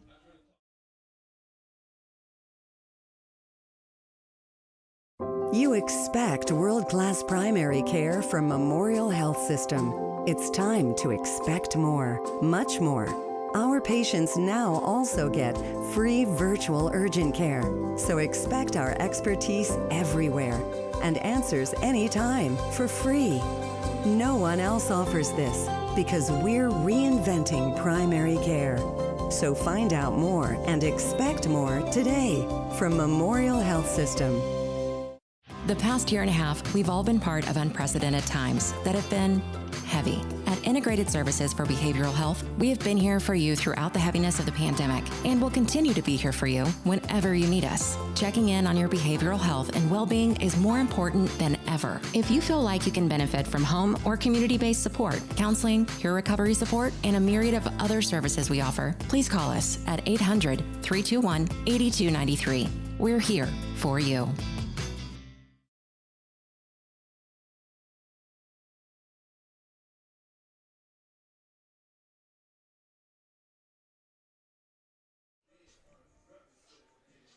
Kent State with 2 outs. They leave 2 stranded on the corners, and we are still deadlocked at 5 heading into the bottom half of the 4th inning. A.J. Roush, Xavier Hedigus, and Isaiah Peterson. 8-9-1 batters due up for the 8-7, 2-2 Ohio Bobcats. Dropped the first game 14-7. Things just slipped out of their grip. Kent State got hot offensively and just brutalized the Bobcats bullpen in innings 6 and 7. They scored 8 runs off 10 hits and beat up on the Bobcats in the later portion of that game. However, Ohio started down 4-0 in this game as Roush looks at a first pitch ball high and wide. Bobcats are down 4-0. They battled back to cut the deficit to 1, 4-3. Strike 1 to Roush, who's 0 for 1 today. Mason Minzy's 2-run home run cut the deficit to 1 for Ohio. Swing and a miss for Roush, 1-2. Then Isaiah Peterson, a 2-out two-run home run in the second gave Ohio a 5-4 lead in the home half of the second. Ball 2 on the turf to Roush from Colin Ramel, still on the hill for KSU. And in the third inning, back-to-back two-out doubles for KSU. Mac Timbrook brought in Michael McNamara to tie the game up at 5. One hopper to shortstop. McNamara gloves with a backhand on one hop and throws out A.J. Roush. Back-to-back 6-3 putouts for A.J. Roush this game, after Roush was 2 for 4 earlier with an RBI. Seems like the shift that they put on against Roush has worked here in the second game from Kent State. They didn't see that in the first game. You didn't see that yesterday either, but they put it on in this game, and Roush has yet to have a base hit in this one. Yeah, Roush came into game 2 of this one on an 8-game hit streak. Very, not a lot of hitless games this year for A.J. Roush, as Xavier Hedigus looks at a first pitch strike. The next pitch, he lofts a one-hopper to first base. Aiden Longwell. Longwell flips to first base. Is it in time? It is. Ooh, Bobcat fans don't like that one bit. It was a foot race to the bag. 5-1-3 put out. I beg your pardon. 1-3 put out. That brings us topside. Isaiah Peterson to the plate. I thought that one was a tie over there at first base, but it was close. That's why the umpires are always down there on the field. They have a better view than we do up here. Yeah. Lefty on lefty matchup. The pitch to Peterson. Outside corner, strike 1. Peterson's 2 for 2 today. Single, 2-run home run. Here's the 0-1 kick. Low and away. 1-1. Even ball game, 5-5.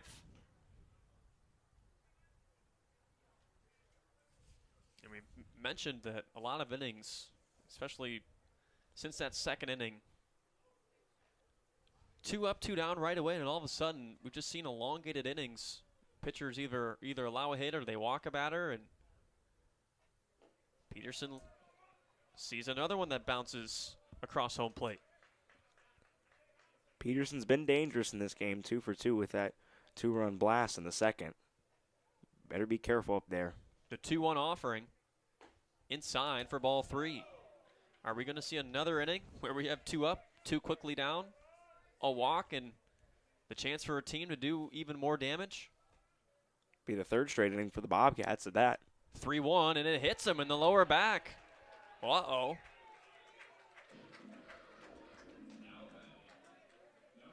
And Michael Richardson, who's due for a hit here in game 2. He's 0-2. Struck out swinging, grounded out to short. Defense plays him straight up with 2 outs, runner on first. Bobcats not threatening, but a runner on. First pitch to Richardson. Hits the upper zone, strike 1. Fastball thrown by Ramel.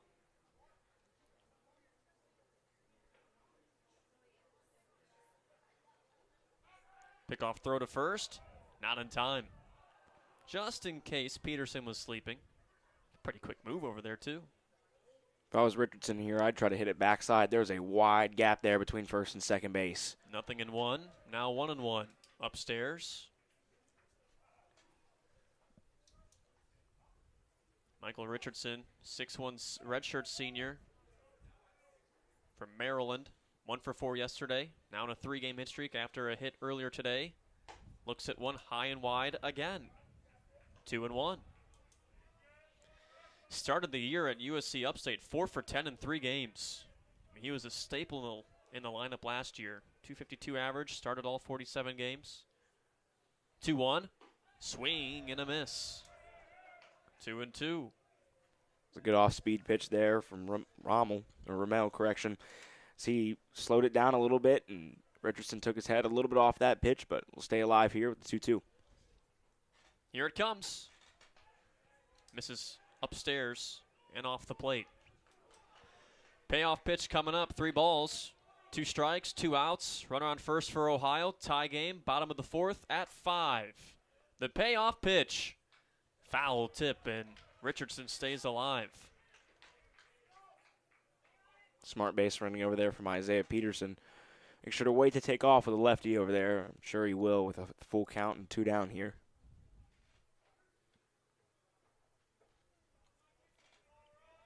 Ramel comes set, chest high. The payoff pitch. Upstairs, ball 4. The bottom of the 4th continues. He did check at it, but Richardson was given the green light to stay at first. He did not go around. And now Ohio's 3-spot hitter, Colin Kasperbauer, is at the plate, a .489 hitter. He's doubled already in this game, and a stoppage in play. Kent State, they don't have any action going on in the bullpen, so this will just be a mound visit. And maybe, just maybe, something will start to brew down there. If you want anybody up right now, though, in this spot, Colin Kasperbauer is the guy to have right now. I mean, he's been a great hitter overall recently for the Bobcats. Like you said, a .489 hitter with the average. He's already got a hit today and a double in this ball game. Went 1 for 3 in the first game and had a multi-hit game yesterday. So if anybody's up there that you want up and to drive some runs in, it's definitely your 3-hole and third baseman Colin Kasperbauer right here. Yeah, he came into today with a .500 average that leads the MAC. Obviously not right now. He's at .489 after game 1, but led the MAC in average coming into today. 21 hits, 3rd in the MAC. Iowa Western Community College product. Chose Ohio University after a stint there. And now the chance to give the Bobcats back the lead with runners on first and second base and 2 outs. Bottom of the 4th inning, we are tied at 5. Ohio took yesterday's contest, the season opener. Kent State took game 1 of our doubleheader earlier. So we're 2 games through of this 4-game series in Athens. Lefty on lefty matchup. The set, the pitch. Too high. Oh, never mind, it's a strike. What? I thought it was too high there, especially as a breaking pitch right there. Those usually are called high, especially if they're upper part of the zone there. Is he supposed to take an axe to that pitch, or? Tomahawk chop at that one. Here's the 0-1. Hit on the ground weakly to first base, and no, they say foul ball. It was off of either his shin guard. I'm going to guess shin guard since Kasperbauer is walking just fine. I was wondering why he didn't run out of the box. Yeah, I was thinking the same thing. He just must have known that ball hit right off of him. I mean, clearly. 0-2. Runners on first and second base, so Kasperbauer will get at least one more pitch to him. Tie game at 5. Home half of the 4th. The 0-2 kick. This one's too high. That was a strike 2 pitches ago. I think that's why both these faithful for both teams is a little bit upset with this home plate umpires, because the inconsistency, I think, is what they're thinking right now. Big spot here for Kasperbauer. The 1-2 offering. Low. 2 balls, 2 strikes. Kent State and Ohio, always fun matchups. In this game, dramatic halfway through. Tie game at 5. And Ohio with a chance to spark a 2-out rally. Ramel kicks and fires. Strike 3 call. Locked him up and in. And Kasperbauer goes down on strikes. Ramel's 3rd strikeout, 2nd backwards K in back-to-back innings. And we go to the 5th inning, still level at 5 on the Ohio Sports Network from Learfield.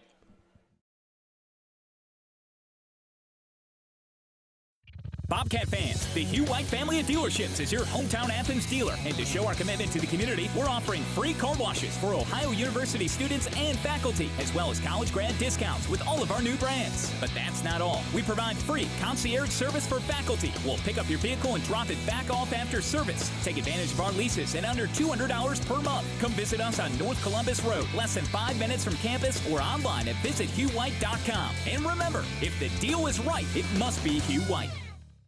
Whether you're coming to Athens to root on the Bobcats, visiting friends and family, or just in town for business, the Hampton Inn in Athens wants to be your home away from home. With 86 sparkling rooms, complimentary high-speed internet, hot breakfast served each morning, and a spa and business center, you can expect a great night's stay with service that will bring you back. Visit us on the web at hamptoninn.com. That's hamptoninn.com. And go Bobcats!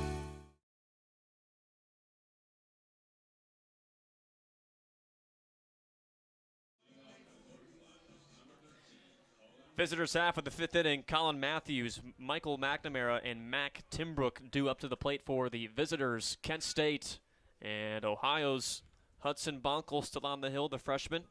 Got into a little bit of trouble back in the fourth, but managed to get out of it. Had runners on the corners with 2 outs and struck out the side. Tie ball game, 5-5 between Ohio and Kent State. A fun one here in game 2 so far as Matthews looks at a outside corner strike. 0-1 to start.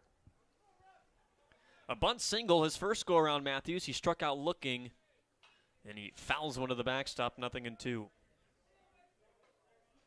So Matthews, his 12th hit of the year was a unintentional bunt single. Yeah, it was a sacrifice attempt, and he just happened to reach first safely, which will go down as a bunt single in the books. Yeah. The 0-2, off the mark. Outside. Good waste-away pitch by the freshman, Bonkel. Through the first inning of relief, he came in for Jacob Tate. All things considered, swing and a miss. Strike 3, and it was just about to compliment him on pitches like that. His second strikeout so far, now an inning in the third of work. We'll say it's cooled off quite a bit here in Athens. Yeah, a little chilly up here. I know today I wore my short sleeve shirt up here. And I'm regretting it right now. I'm going to regret the walk. Yeah, it's all right, though. Yeah, sorry, I'm not closing this window. First pitch to Michael McNamara. He checked at it, did not go around, ball 1. But, yeah, it was nearly 60 degrees at first pitch of game 1. And be curious to see what it is now. I'd say it's dropped to mid to upper 50s. Next pitch lifted, foul off to the right. Counts even, 1-1. Yeah, and the wind's not helping much either. Not at all. I mean, the wind has been blistering out towards the outfield. We've seen some routine fly balls carry all the way to the warning track. Mason Minzy, what was a medium deep fly ball to right center field, took a cruise over the right center field wall. His first homer of the year. The 1-1, up and in, ball 2.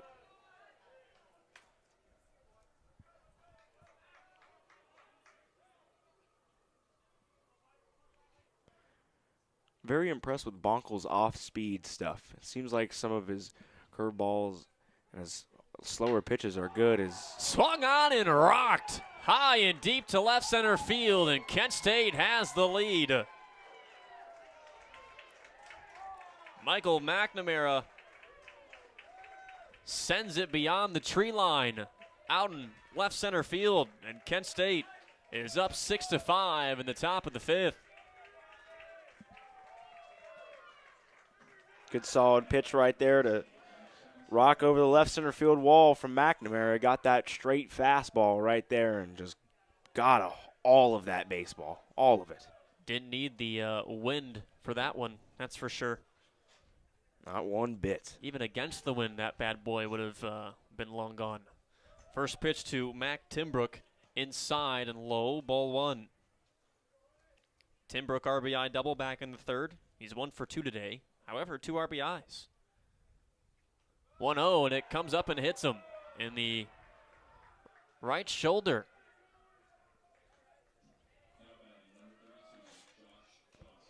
Josh Johnson comes up with a runner on first base and a 6-5 Kent State lead in the top half of the 5th.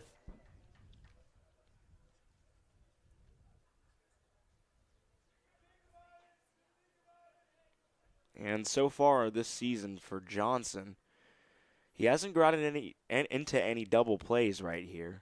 Not very many Golden Flashes have, as they've only really grounded into 4 total double plays on the season. Well, 5 if you count the one today from Justin Kirby. Pickoff throw to first, not in time. Kent State 9 hits, 6 runs. Bobcats 5 hits, 5 runs. Ohio with a pair of home runs, but now Kent State as well. A pair of long balls in game 2. Set by Bonkel. The pitch. Show a bunt. It's down the third base line. Casper Bauer charges, gloves, throws to first. It's not in time. Josh Johnson caught Casper Bauer playing deep in the third base hole. And that allowed him to speed all the way to first base with an easy bunt single. Runners on first and second for Kent State now with 1 out. They've taken a 6-5 lead off the solo bomb by Michael McNamara. His 4th home run of the year.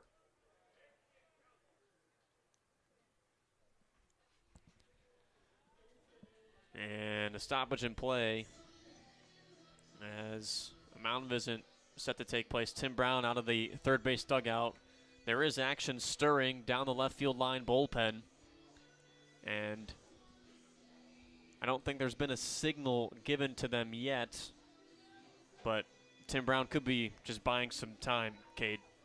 Yeah, it looks like they're trying to get multiple arms up and rolling down there in the bullpen. Looks to be at least one righty working down there, trying to go to the bullpen here. And that's what we've talked about earlier in our broadcast, Jake, is when you play these 4-game sets, you can't be going deep into arms, especially in conference play. As we get deeper and deeper into the season, you want to keep everybody healthy and fresh. Absolutely. I mean, this is the most crucial time of the year, too, in Mid-American Conference play. You play to get into the tournament and go to the big dance. I don't know, I don't really call it the big dance on the baseball, softball side of things, do they? But the national tournament. Mound visit over. Runners on first and second base for Kent State. 1 away. And a 6-5 Kent State lead in the top half of the 5th.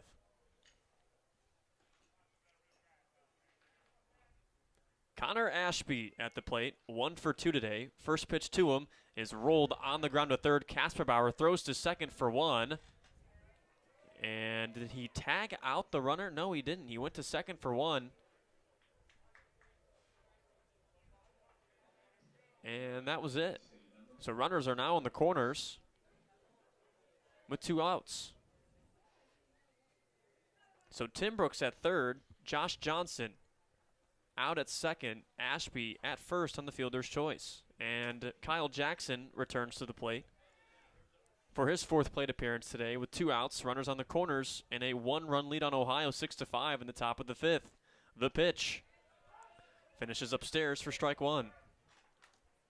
Good pitch right there from Bonkel up on the mound. Got that off-speed stuff working once again. Left it over the plate. Don't want to hang it too much, but he didn't do that right there. Good solid pitch to get ahead in the count. Hopefully he can get out number 3 here for the Bobcats as they can go back into the dugout and maybe get another run.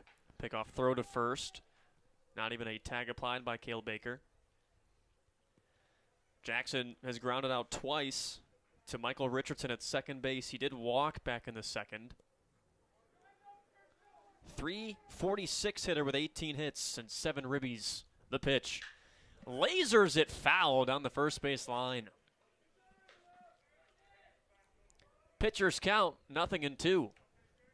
Bonkel got out of a 2-out runners on the corners jam last inning. See if he can do it again.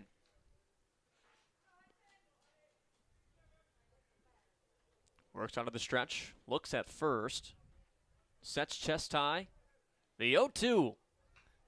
Fouls it back to the screen. And if that screen wasn't there, it would have pummeled a Kent State player in the face. They have the radar gun. I'm guessing their red shirts are freshmen who are out there probably just. Yeah, no chance going to get in this game, so they are all running the keeping the charts out there, pitching charts and whatnot. Here's the 0-2 kick. Runner breaks for second base, and it's a pitch out. Ball 1. No throw to second. So Connor Ashby slid head first into second base. I don't think the Bobcats were even going to think about throwing down to second anyway. Counts 1-2. Now 2 on in scoring position for KSU. On that last run right there, that was Ashby's second stolen base of the season. Bonkel steps off, steps back on, tucks the glove in between his left arm and left part of his chest. He's ready. The 1-2 off the plate outside. Curveball that just, or I should say slider. It just didn't slide to hit the outer part of the plate. Yeah, he was trying to go backdoor slider right here. I wonder if he'll go back foot slider. This pitch right here to Kyle Jackson. This one's big. Here's the 2-2 with 2 outs. Inside, and now he's run it full. It's a big spot right here for Kyle Jackson. If he can poke something into the green out there, we'll give Kent State likely a 3-run lead here as we get into the middle and latter stages of this ball game. That's what they're going to need, and that's what as a pitcher you'll need too. You want some insurance. You could possibly go to the bullpen, and hopefully your bullpen locks it down for you and you can get a victory, which would put them up 2-1 in the series over the Bobcats heading into Sunday's final matchup.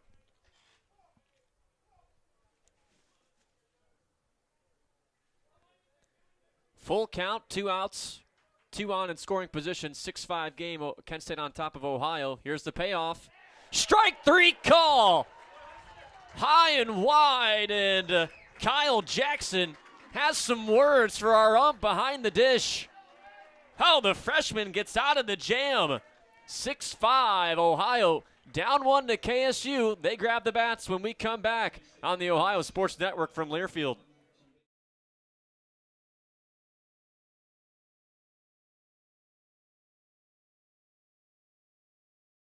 If you're traveling to a game, a weekend road trip, or just around town, you need to stop at Go-Mart. You'll find a Go-Mart open 24 hours a day right off the interstate or right off Main Street in your local community. You can refuel your ride with quality gasoline and also yourself with popular snacks, drinks, and more. We're making it easy to keep up with your busy schedule by keeping you on the go. Go-Mart of Ohio Bobcat football. Go for good times. Go for Go-Mart.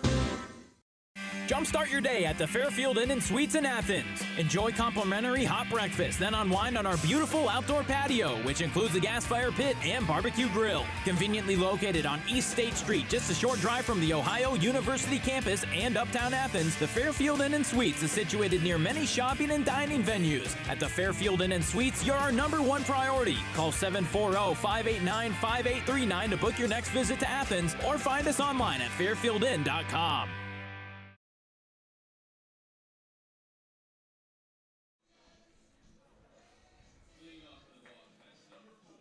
Home half of the 5th inning, and the meats of the lineup due up for Ohio. 4, 5, 6 hitters. Spencer Harbert at the plate. Mason Minzy on deck, and Will Sturrock in the hole for the green and white. Down 6-5 to Kent State, and Ramel still on the bump for Kent State. He deals a first pitch strike to Spencer Harbert, and it's 0-1 to start. Harbert 0 for 2 today, does have an RBI. Looks at ball 1. High and wide. And the infield here once again on a shift as the second baseman's playing on the shortstop side of the bag over there. Yeah, foul tip at the plate, so the count runs 1-2. Third baseman playing normal, shortstop playing normal, and yeah, you see Timbrook playing left of the second base bag from our vantage point. Here's the 1-2. Low. Counts even at 2.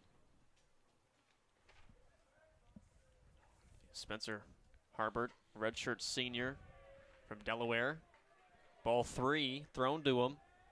Low and outside. Ramel still has just kept this groove of just pitching quickly. Here's the full count delivery. Ball 4, take your base.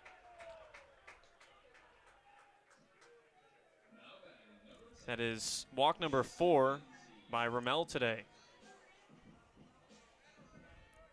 He's also hit a batter. Oh, sorry, my friend. You're good. I was going to say that Kent State finally looks like they're getting some guys moving up in the bullpen down there. Looks to be 2 righties working down there in the pen right now. Might be the end of the day for Ramel here shortly, especially with those walk numbers that you were talking about, Jake. Yeah, 4 walks. He also hit a batter last inning as well. And a light pickoff throw to first base, just because. Why not? Before he deals to Mason Minzy, who's 1 for 1 today with a 2-run home run back in the first, and he walked. Another pickoff throw to first, not in time, and no tag applied.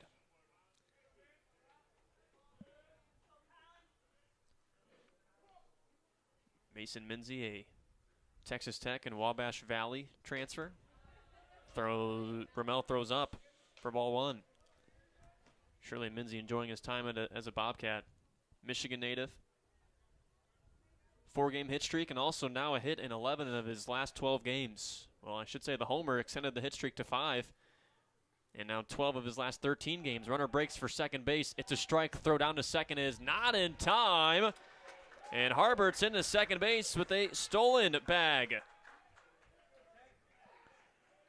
Harbert showed his wheels right there. Got a good jump and got to second base, as now he has 3 stolen bases on the season, a perfect 3 for 3 on this young season for the Bobcats. Runner in scoring position, the tying run at second base with nobody out. Here's the 1-1. Finishes low and in. 2 balls, 1 strike to Mason Minzy, who with 16 hits and 17 RBIs, his 17 ribbies, leads the way for the Bobcats this year. And he could have 18 standing on second base. The 2-1 kick. Strike call, count even at 2.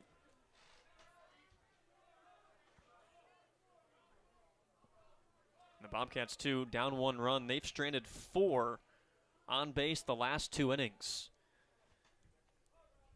With 2 outs, too. They got some gifts from Ramel. The 2-2. Nubbed, foul, behind home plate.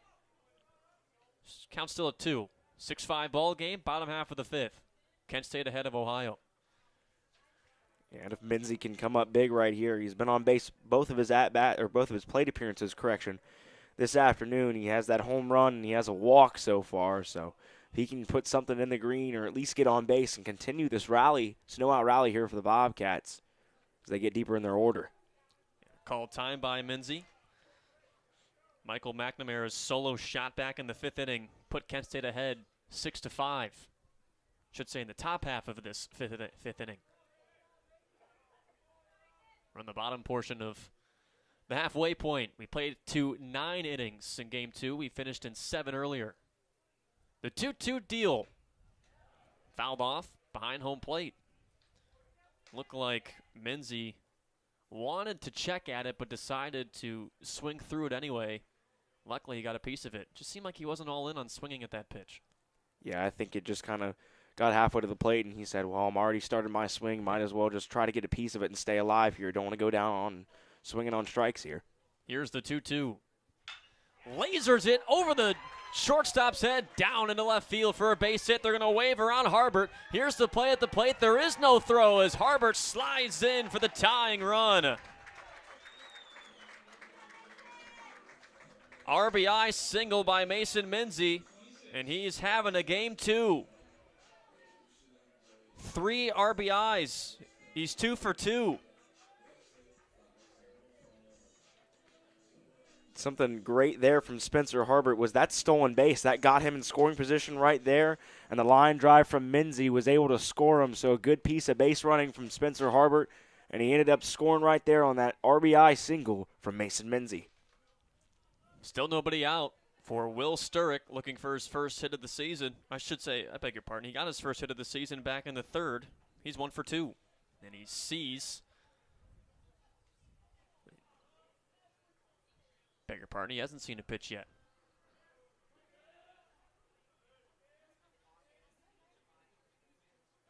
Pickoff throw to first, not in time. But the Bobcats 6 runs off of just 6 hits. Kent State, they said 10 hits. Only been able to score 6 runs. The pitch. Outside.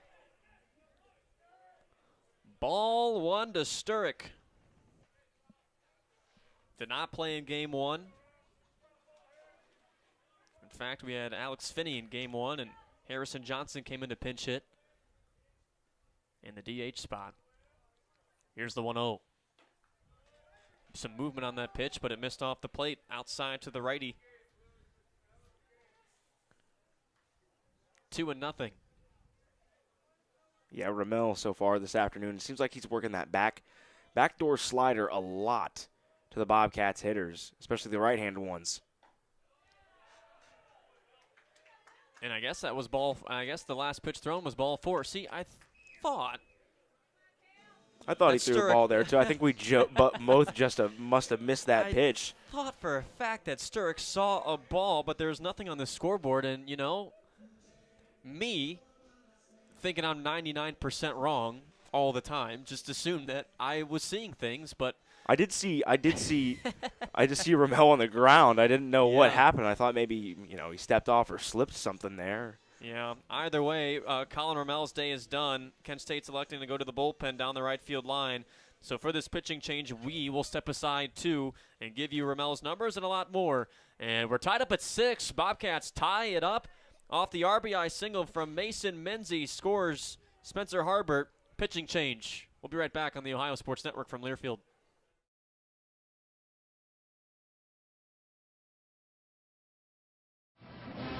Hi, this is Jared Dean with Dean Heating and Cooling. As your local Tempstar dealer, you can experience superior home comfort with Tempstar game-changing technology. Whether you need a fall tune-up or a midwinter repair call, our expert technicians will make sure your heating system is running at peak performance. Count on Dean Heating and Cooling and Tempstar to keep you cozy all winter long. Find us online at deanheatingandcooling.com and go Cats! Voice of the Bobcats, Russ Eisenstein, on behalf of David White Services, the largest heating and cooling dealer in Southeast Ohio. They've been the choice of thousands for over 45 years. Offering the most efficient Lennox heat pumps, air conditioners, and furnaces, David White Services can save you money on your heating and cooling bills. Thanks, Russ. I'm David White. And I'm Esther White Thomas, inviting you to call us today to schedule a free estimate for heating and cooling or a new gas fireplace. David White Services is a proud sponsor of Ohio Bobcat Athletics.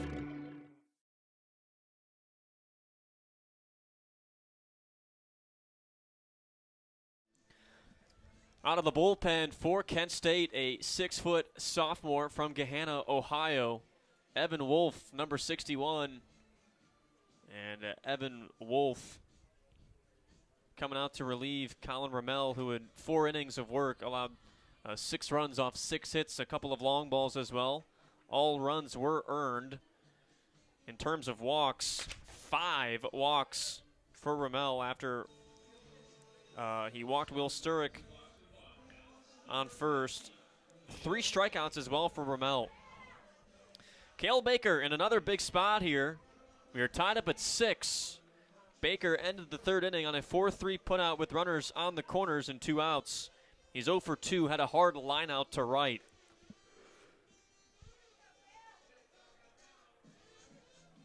And taking a look at Evan Wolf's numbers, he has an ERA of 0. This is his 5th appearance.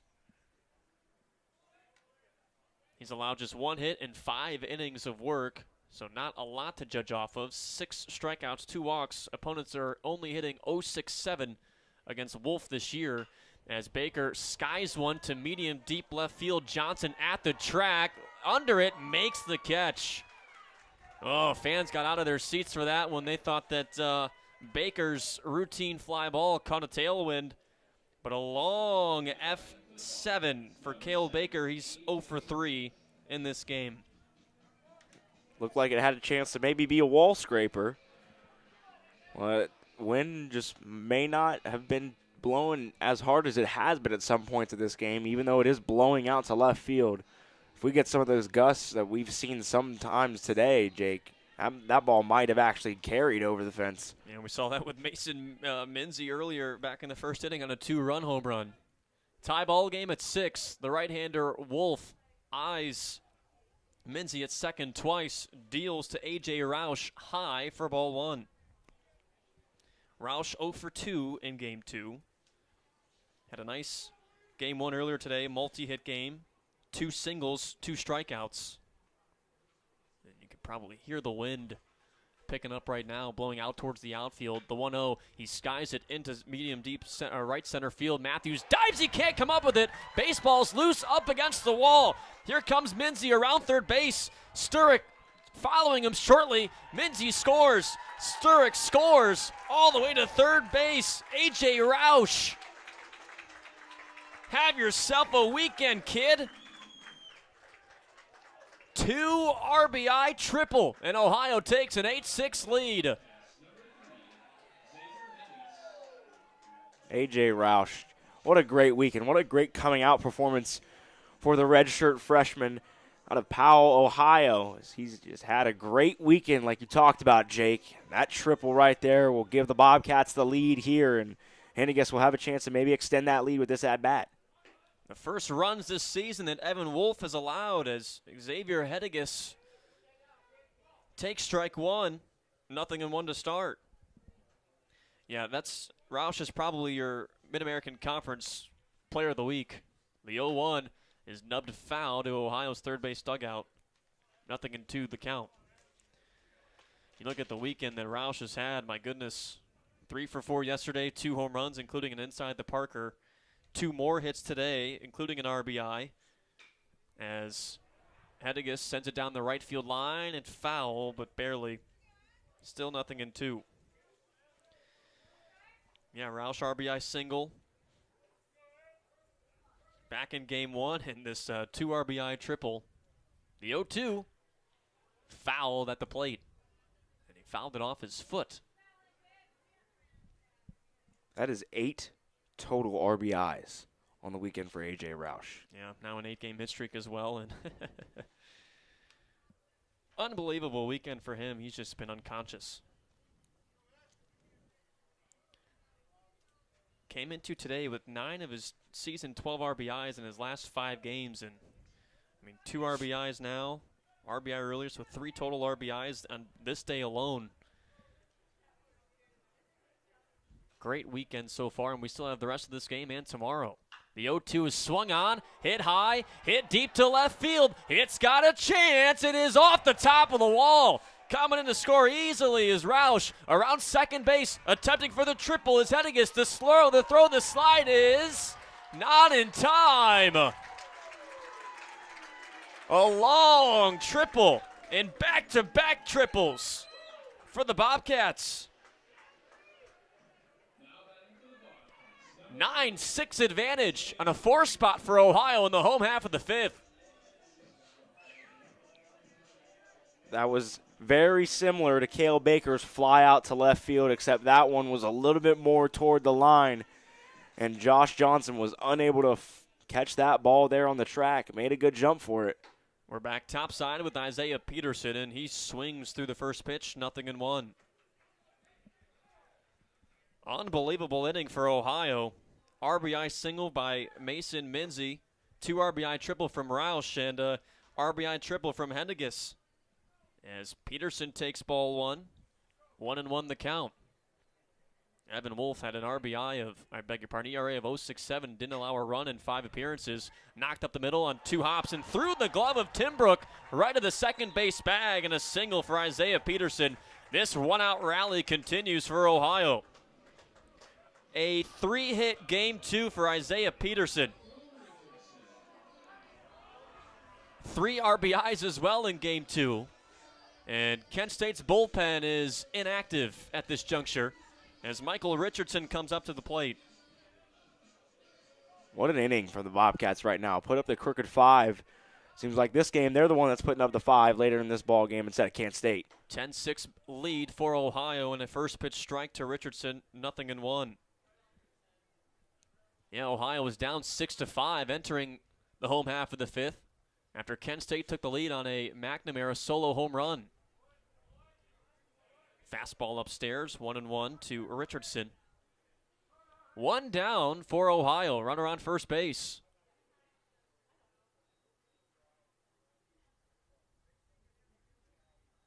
Here's the pitch. Swing and a miss. Richardson 0 for 2 today. He walked his last time up. Strikeout and ground out. The 1-2. Strike 3. Evan Wolf's first K. And now 2 gone for Ohio with Colin Kasperbauer at the plate. Kasperbauer 1 for 2 and a run scored. I should say 1 for 3. Doubled and scored his first time up. Fly out to center. Strikeout looking.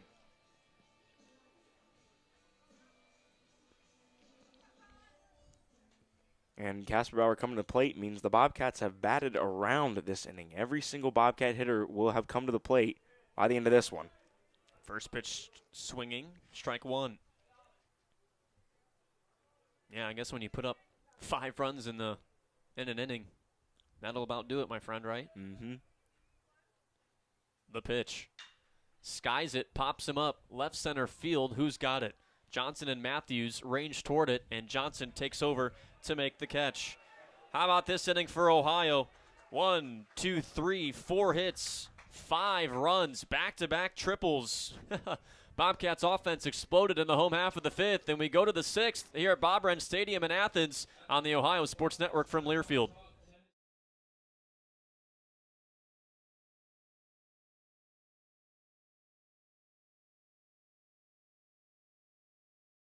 Okay, people, we all know what's at stake in this game. Zoe, what's at stake? Our futures. Our futures. And is anything gonna keep us from achieving our goal? No way. Because what do we have? The plan. Ohio's 529 plan. Because in this family, how do we play the college savings game? Tax-free. And where do we play it? I don't know, Daddy. That's okay, Pumpkin. Want to win at college savings? Go to collegeadvantage.com/Bobcats.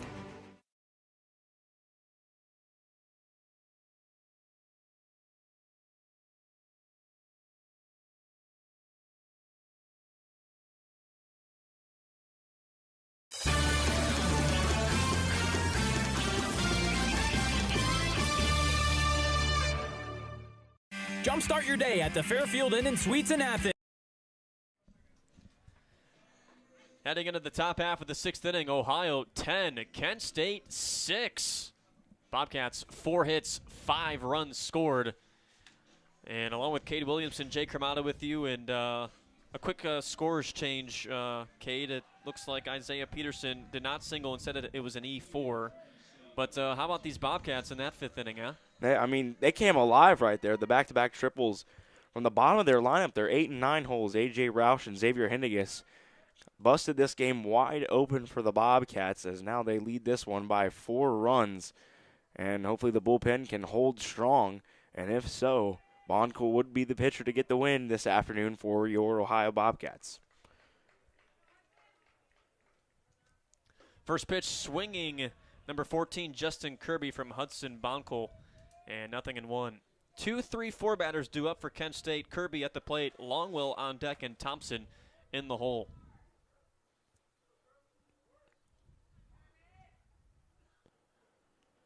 Next pitch, swung on and missed. I know we talked about this a little bit, Jake, but the numbers offensively from both of these teams coming into this series and so far midway through this series have definitely shown throughout these games. Every single game, the least amount of runs that a team has scored has been 4. The 0-2 is knocked on the ground to third. Kasperbauer on 3 hops, gloves, throws. Got him in time by a half step. And Justin Kirby's retired, and he falls to 1-3 today. At least in game 2, still out of ball game left. Top half of the 6th. Aiden Longwell approaches the plate. His fourth plate appearance. 2 for 3 today. 2-run home run back in the first, single in the 4th. Cuts and misses at a off-speed pitch low. 0-1. Kent State started this game up 4-0 in the top of the first inning. The 0-1, low and outside for ball one. And they were up 2-0 after Longwell's 2-run home run in the first. RBI single and an RBI fielder's choice back in the first as well to put the Flashes up 4-0. Bobcats responded. Strike two thrown in the inside corner to Longwell. 6-3 put out by Spencer Harbert scored Isaiah Peterson, and then Mason Minzy's 2-run home run put the Bobcats down 1. High and in for ball two to Longwell. Counts 2-2. Then Ohio took a 2-run lead after a 2-run home run by Isaiah Peterson to go up 5-4. Kent State tied it in the third with a RBI double from Mac Timbrook. Ball three thrown, full count.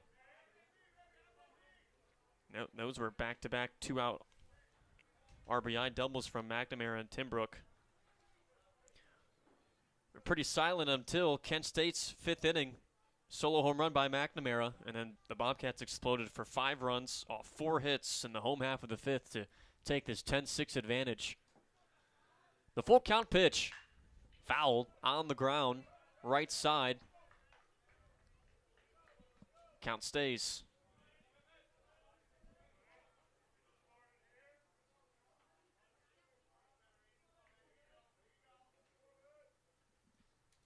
The full count deal. Outside, ball 4. He checked at it, but it did not say Longwell went around. First walk today for the freshman Hudson Bonkel. Oh, second walk, excuse me. Sam Thompson at the plate. 0 for 2 today, walked and scored in inning number 1. You can just feel it getting colder outside. First pitch of game 1 was about 60 degrees, right, Cade? Yeah, I mean, it felt well out here. The sun was out a little bit. It was a tad bit overcast, but at least we saw some blue sky, and now it's just all overcast, and it feels like a March day now, I'll tell you that much. Yeah, it does. March day in Ohio. Inside pitch, ball 1. It's so Ohio to have a 70-degree day yesterday. Beautiful sky. Short sleeves and shirts, or I should say short sleeve shirts and shorts. Ball 2, inside again to Sam Thompson. Now people are out here in coats. They're all bundled up. Blankets out. That's Ohio baseball for you. Yeah, it is. The state of Ohio. Yeah, not just Ohio Bobcats, the entire state. 2-0, hit on the ground to second base. 2 hops into the glove of Richardson. To second for 1, to first for 2. In time. Another half-step put out. 4-6-3 double play. Home half of the 6th coming up. Ohio leads Kent State by 4 in game 2 of our doubleheader today. 10-6. We'll be right back on the Ohio Sports Network from Learfield.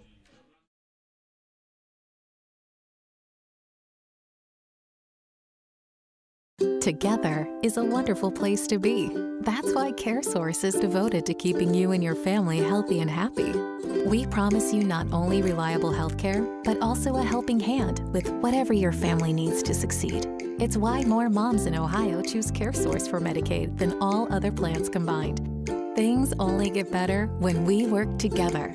And together, there's nothing we can't do. We are one. Learn more at caresource.com. Get your ice cold Bud Light Seltzer here. Even though you can't go to the game, doesn't mean the game can't be brought to you now, hip. Just go to budlight.com/delivery. That's budlight.com/delivery. Give me 2 mangoes. Coming at you. It's a little short. Ow. Sorry. You know what? I'm just going to walk them over to you. Whenever there's a game to watch, there's a Bud Light there. Enjoy responsibly. Anheuser-Busch, Bud Light Beer, and Bud Light Seltzer. IRC Beer in Texas, St. Louis, Missouri.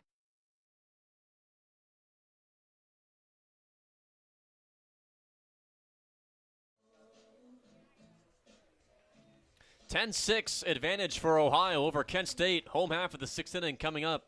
Bobcats batted around the order back in the 5th, so we start again with Spencer Harbert, Mason Minzy, and Will Sturrock, who started that crazy 5-run 5th inning with a walk, RBI single, and a walk. All 3 of them scored. A.J. Roush punched 2 of them in with a 2 RBI triple, and then Xavier Hedigus had a RBI triple immediately after that. score a couple of runs, and those two also scored. So a 5-run 5 spot in the home half put Ohio up 10-6. And I guess we'll see if Ohio can keep the momentum rolling against Evan Wolf. First pitch of the inning is going to catch the outside part of the plate for strike one. Harbert today 0 for 2 as he fouls one back to the screen. So 0-2 the count. 6-3 put out, but although a run scored because of it, struck out looking and then also walked and scored. Hits one in the air to right center field. Kirby ranges towards the warning track, steps back in to make the catch. I'll tell you what, that wind is, it's really blowing up there. My goodness. Alongside Cade Williamson, Jay Cremata with you, and Jordan Bowes producing our stream today. Thanks so much for making us a part of your afternoon. We know March Madness is going on. You're probably multi-screening. Probably got games on the TV and us on the laptop, phone, whatever, monitor. Some of the people's setups for some of this stuff, I've seen a couple videos. Too crazy, huh? Yeah. Mason Minzy at the plate, checked at it. I don't think he went around, but it hit the upper portion of the zone, so it's 0-1 to the lefty, who's 2 for 2 today. 2-run home run, RBI single. He looks at ball one upstairs. Yeah, we know it's that crazy time of the year for college basketball. March Madness, the 1-1 is hit high and well in the air to deep right center field. This ball is gone!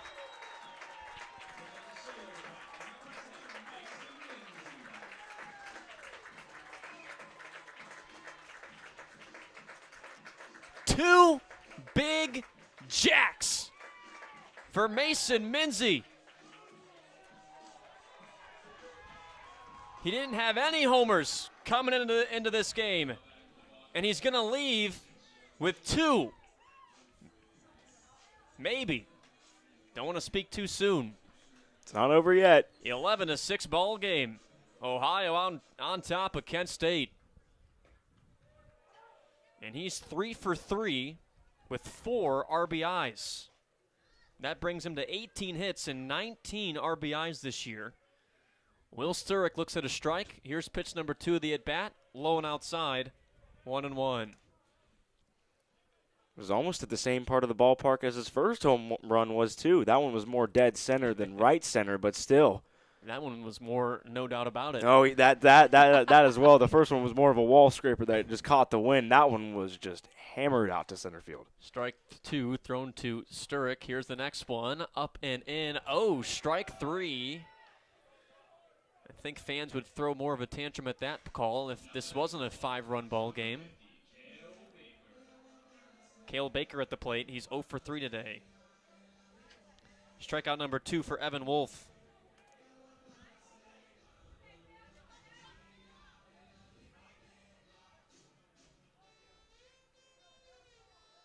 Baker, hard line out to right.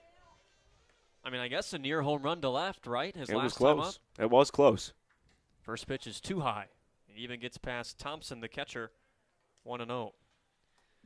Just think Cale Baker's due. I mean, he's 0.77 batting average. I mean, you look at the guy, and I'd be scared to pitch to him. Strike call, 1-1. Just his physique in general. Especially a first baseman, too. Anybody that's a first baseman, usually they've got a good bat. I mean, that's what they're known for. First basemen just in general can definitely hit the baseball very well. Well, he gets under one to right field, and Kirby gets under it easily, and he makes the catch. So that ends the 6th inning. And a bomb by Mason Minzy, his second home run today. That puts Ohio up 11-6 on Kent State. We go to the top half of the 7th, and the Bobcats up 5 on KSU. We'll be right back on the Ohio Sports Network from Learfield.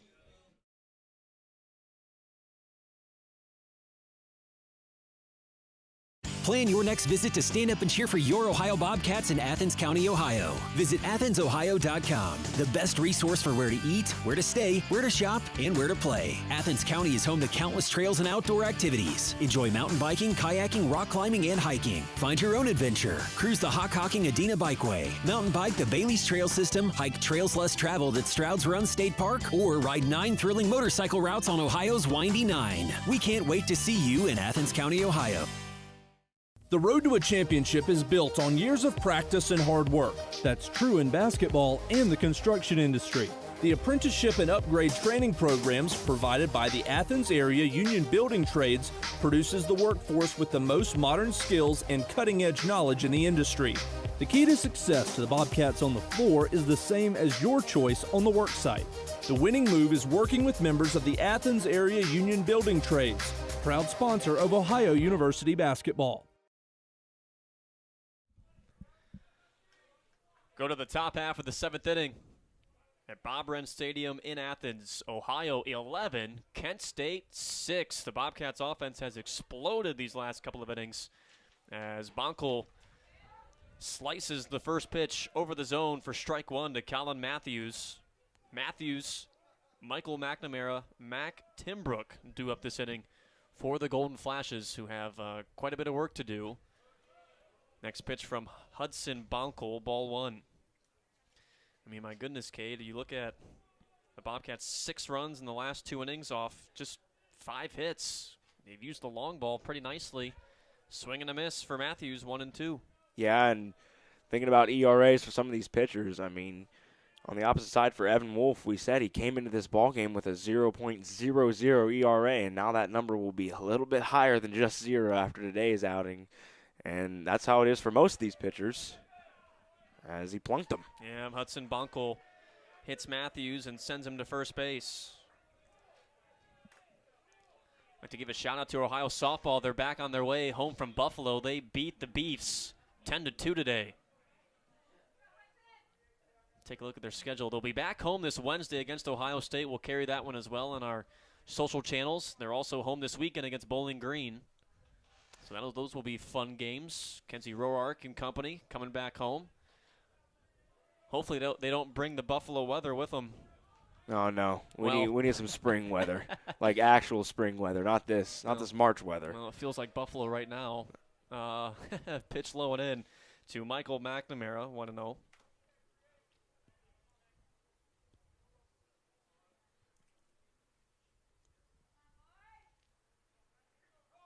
Runner on first base and nobody out. Hudson Bonkel's had a pretty good outing on the hill. Foul ground ball. Michael McNamara down the third base line. It's now 1-1. Bonkel, since he came in the 4th inning, he's allowed 1 run. It was a home run actually by McNamara, who's 3 for 3 today with 2 RBIs. Other than that, he's fanned 3. He's walked 2. Did hit a batter just a moment ago, but other than that, the freshman righty's been silencing Kent State. Another foul ball to Ohio's dugout down the third base line, 1-2. Yeah, he's had some quality innings out of the pen so far, Bonkel. Like you said, came in the 4th. He's in his 4th inning of work right now in this ball game. Definitely going longer than Jacob Tate, the starter for the game for the Bobcats, who gave up 5 in those first 3 innings, while Bonkel only the 1. The 1-2, high and wide. 2 balls, 2 strikes to McNamara. Yeah, Jacob Tate today, like Cade was saying, 3 innings of work, 7 hits, allowed 5 runs, all earned, walked 2, struck out just 1. Hasn't struggled like that since his first outing of the year at USC Upstate. The 2-2 is actually thrown to first base. No tag applied by Baker. Matthews back in time.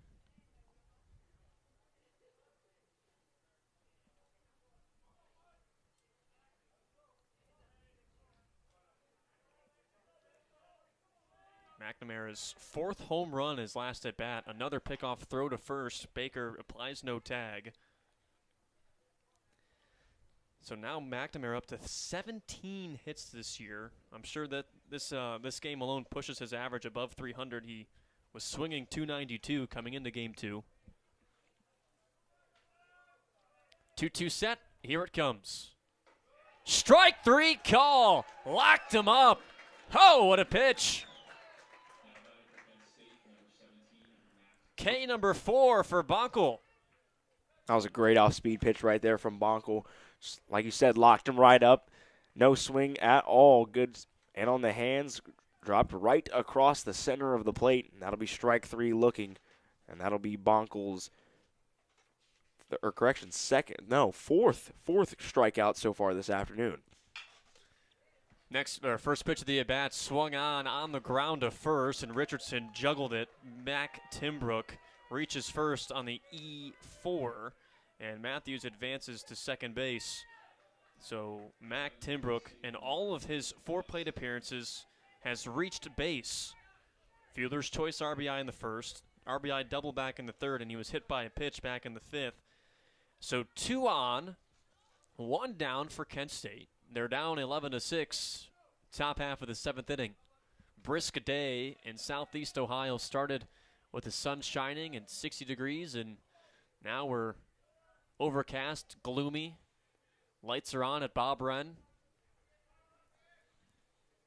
Josh Johnson at the dish. First pitch to him. He skies it to right center field. Going back is Roush, the right fielder. This one's going to drop. One hit the wall over Roush's head. Rounding third, Matthews. He's going to score without a throw. Stopping at third is Mac Timbrook. And all the way to second base is Josh Johnson with an RBI double. And Kent State cuts into this deficit. They're down 11-7 to Ohio in the top half of the 7th. I bet Michael Richardson out there at second base kind of kicking himself a little bit for that E4, the batter before. Yeah. Would have been a double play. Connor Ashby, the DH, at the plate. Singled in the second, grounded out, back in the fourth to third, fielder's choice, back in the fifth. He was actually the first Golden Flash to see Hudson Bonkel back in the 4th inning.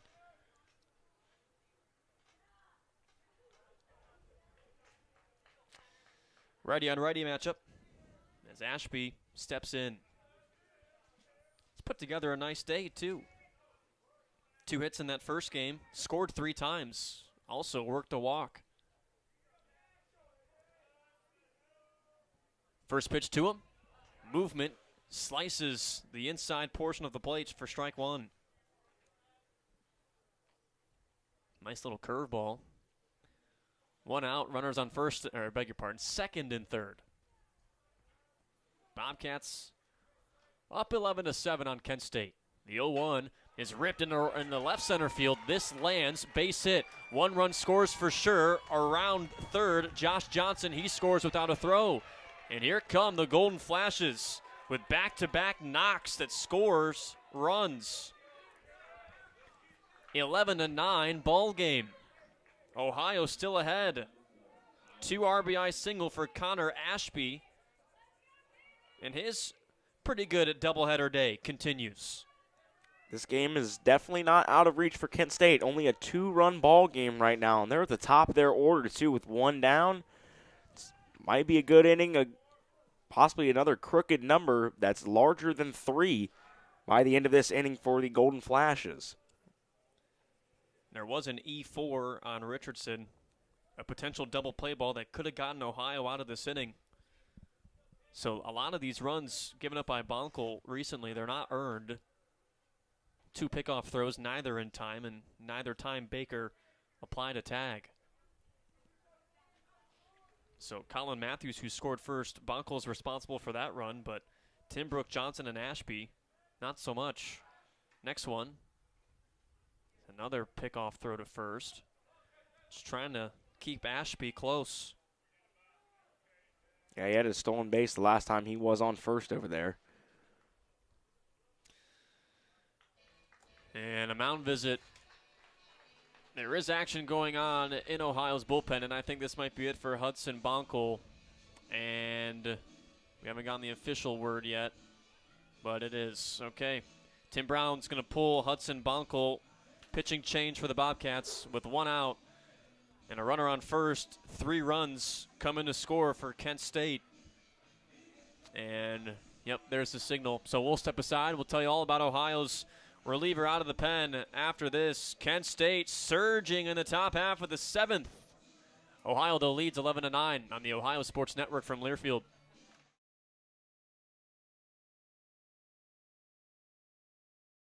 You got your go-tos, your standbys, even your favorites. But the beefy, cheesy burgers at McDonald's take you back to where it all began. Your Bite Zero, when you first tasted what a burger should be like. 2 perfectly seasoned beef patties stacked with a single slice of melty cheese on a golden bun. Now at McDonald's, get 2 McDouble burgers for $3. Whatever it is to you, classics are classics for a reason. Ba-da-ba-ba-ba. Prices and participation may vary. Cannot be combined with any other offer or combo meal. Single item at regular price. At People's Bank, our vision is to be the best community bank in America. We focus on building relationships with our clients and offering cutting-edge financial products. People's Bank is proud to support the local communities in which we work and live.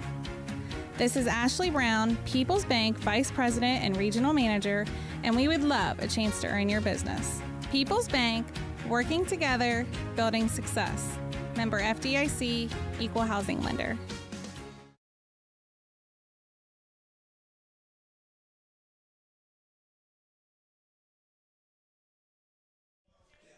Pitching change for the Bobcats, top half of the 7th inning. It's Chase Harris, Cade, and can you give us his numbers, please? He's got a 11.37 ERA on the season, a 1.0 win-loss record. He's made 3 appearances so far on the season and 6 1/3 innings pitched, giving up 8 hits, 8 runs, all of those being earned, 3 walks, and 7 strikeouts so far on this young season for the Ohio reliever, a 5th-year senior out of New Marshfield, Ohio. Calculating final numbers for Hudson Bonkel right now. Out of the pen, 3 1/3 innings of work. He allowed 5 hits, 4 runs. Just 2 of them were earned. He allowed a home run back in the 5th, and then his hit batter back in the 7th that scored. He is responsible for that one. Pair of walks for Bonkel,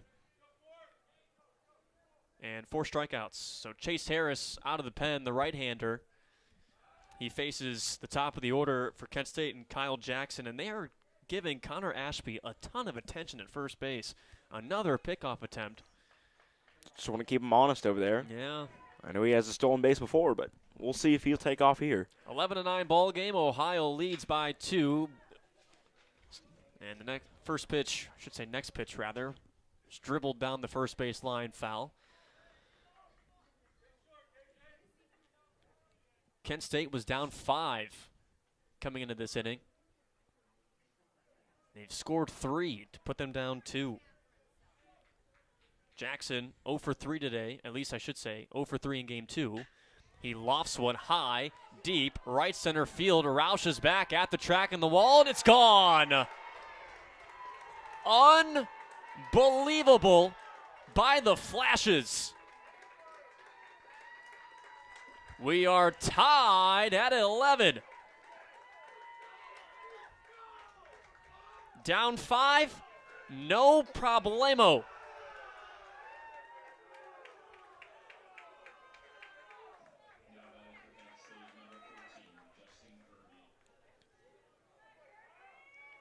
Knotted up at 11 right now. Little 5 spot of their own in the top of the 7th. Justin Kirby at the plate. 1 for 3, single and a run scored back in the first. I'll say this much. If you like pitchers' duels, you will not like this series between the Golden Flashes and the Bobcats. Not one bit. Show a bunt, pulled back. Smart by Kirby. Pitch was too high to even consider bunting down. 1-0.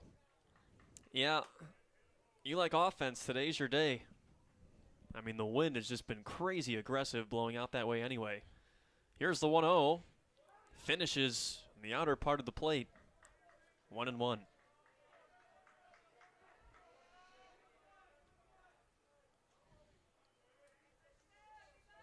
Earlier today, Kirby had 3 hits. All were extra base hits, 2 doubles and a triple. He dribbles one foul down the third baseline. And that was, for Kirby at least, 3 straight multi-hit games. He's looking for a multi-hit game, his 4th straight multi-hit game, rather, with this at bat. The senior from Alpharetta, Georgia, Played 48 games last year. Went 3-0-1 for the entire year. Great season for him. He looks low and outside for ball 2, and the count is even. 2 balls, 2 strikes. Kent State was down 5 runs in this inning, and they've tied it up at 11. The 2-2. Checked at it. He went around. Strike 3 and out number 2. So Chase Harris, his first strikeout in this ball game. This inning started with a hit by pitch, Colin Matthews. Then a strikeout looking by Michael McNamara. Mac Timbrook reached on an error by Richardson at second base, and thus the rally started. A double. RBI double, 2 RBI single, and a 2-run home run by the Flashes, and they've tied it up at 11. At the plate now, Aiden Longwell, and Longwell's eyes a first pitch ball below the knees. 1-0. And speaking of the long ball, Cade, Longwell, 2-run home run back in the first. He's 2 for 3 in this game. Yeah, he got that fastball right over the heart of the plate, and he jammed it out to right center field as he swings right through that one. Yeah, swings and misses at strike 1 and the second pitch of the at-bat. 1-1 for the first baseman, who hits .365. The kick, the deal, is fouled off the catcher's mask of Minzy. He's okay. 1 ball, 2 strikes.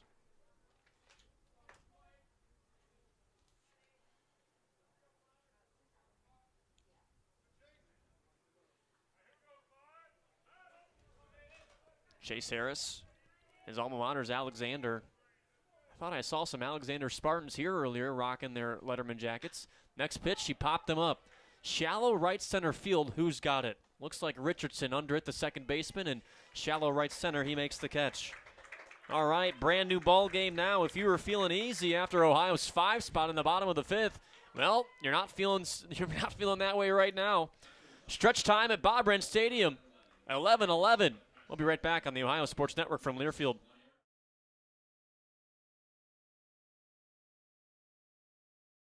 Warehouse Tire in Athens is your locally owned and operated auto and truck tire center.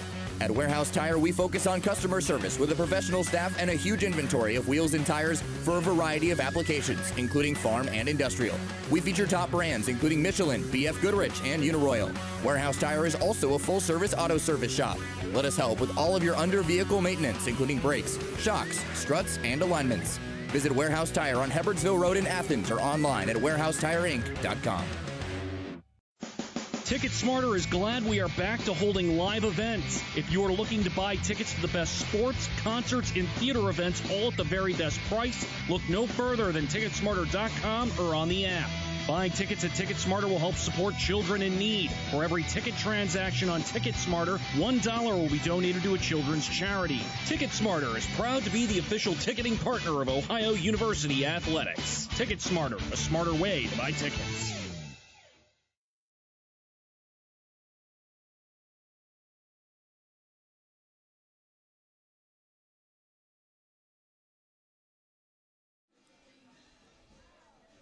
The 11-11 ball game. Kent State scores 5 in the top half of the 7th to tie this game up at 11. And, I mean, I'm sure Bobcat fans, Kate, they were feeling pretty good about Ohio after their 5 spot and then an added insurance run back in the home half of the 6th to go up 5 runs on Kent State. But Flashes rally back, and good on them for doing so. And that's why they play the full 9. Never know what can happen after the latter stages of the ball game. You got to have bullpens that can go deep and especially hold the lead to where it's at. And that's why you turn to your bullpen and your key arms out of the pens. But so far, both of the bullpens have let up a lot of runs in this ball game. As Kent State put up a 5 spot themselves last inning, the Bobcats a 5 spot in the bottom of the 5th. And they'll be back up to the plate here trying to make this a game in their favor once again. Bottom half of the lineup due up for Ohio, too. A.J. Roush thought about a bunt, pulled back for ball 1. Did so smartly. Xavier Hendigas on deck. Isaiah Peterson, the top of the order, in the hole for Ohio. Brand new ball game now, knotted up at 11. It's been a not just a back-and-forth game too, Kate, but just a back-and-forth afternoon as Evan Wolf throws an off-speed pitch low and away, and a 3-0 count to A.J. Roush, who had a 2 RBI triple back in the 5th inning. And ball 4, 4 pitches, 4 balls. A.J. Roush takes his base.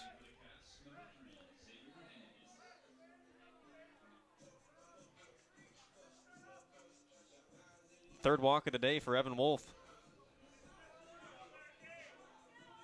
Came in to relieve for Colin Ramel, and our home plate umpire, I don't think he warned anybody in the Kent State dugout, but he surely looked over there and told someone to calm down.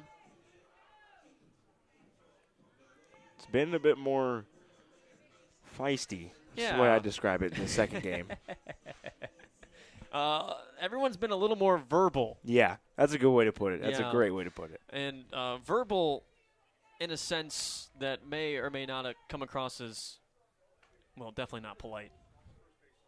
But Kent State's dugout was told to chill out as Hendiges offers a bunt, pulls back, throw down to first base, not in time. And Hendiges, RBI triple back in the 5th. The shortstop today is 1 for 2 with a walk and 2 runs scored. Hendiges, 1-0 count to him, righty on righty matchup. As Wolf comes set, Hendiges again shows bunt. He's not hiding it. Another bunt, pulled back, throw down to first base, not in time. Hendiges, of course, is going to show bunt, but if you're not going to throw over the plate, he'll take that all day. And Kent State is wanting to talk things over on the mound. Might be a pitching substitution here. It looks like somebody might be working on their way onto the field, and it will be a pitching substitution here. All right, so with a 2-0 count, Xavier Hendiges will see a brand new pitcher, and we'll step aside too and tell you about Kent State's reliever after this. We're tied up at 11 in the home half of the 7th on the Ohio Sports Network from Learfield.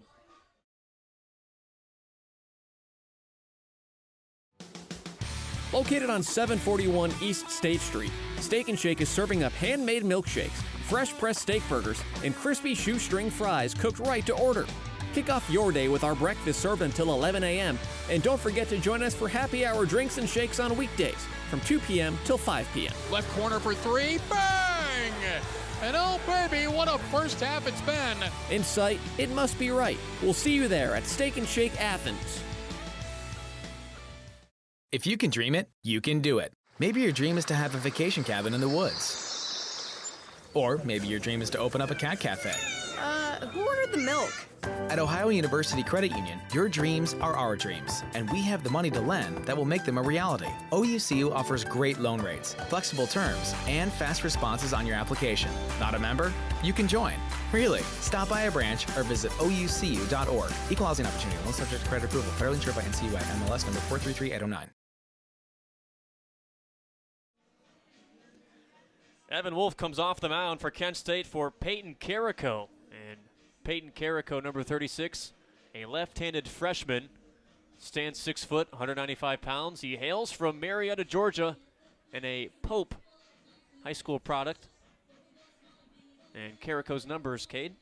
9.53 ERA, 0-1 pitching record with the loss there. 3 appearances, all out of the pen this season. 5 2/3 innings pitched, 9 hits, 6 runs, all of them earned. 3 walks and 6 strikeouts so far on the season for the Golden Flashes. Trying to get Evan Wolf's unofficial numbers. Well, I'll figure it out later. We've got some time. No, I just can't read my own writing, and that happens. But so Xavier Hendiges he saw 2 pitches from Evan Wolf, so he has a 2-0 count on him. This game is tied at 11. We're in the home half of the 7th, and Ohio has a runner on first base. But Evan Wolf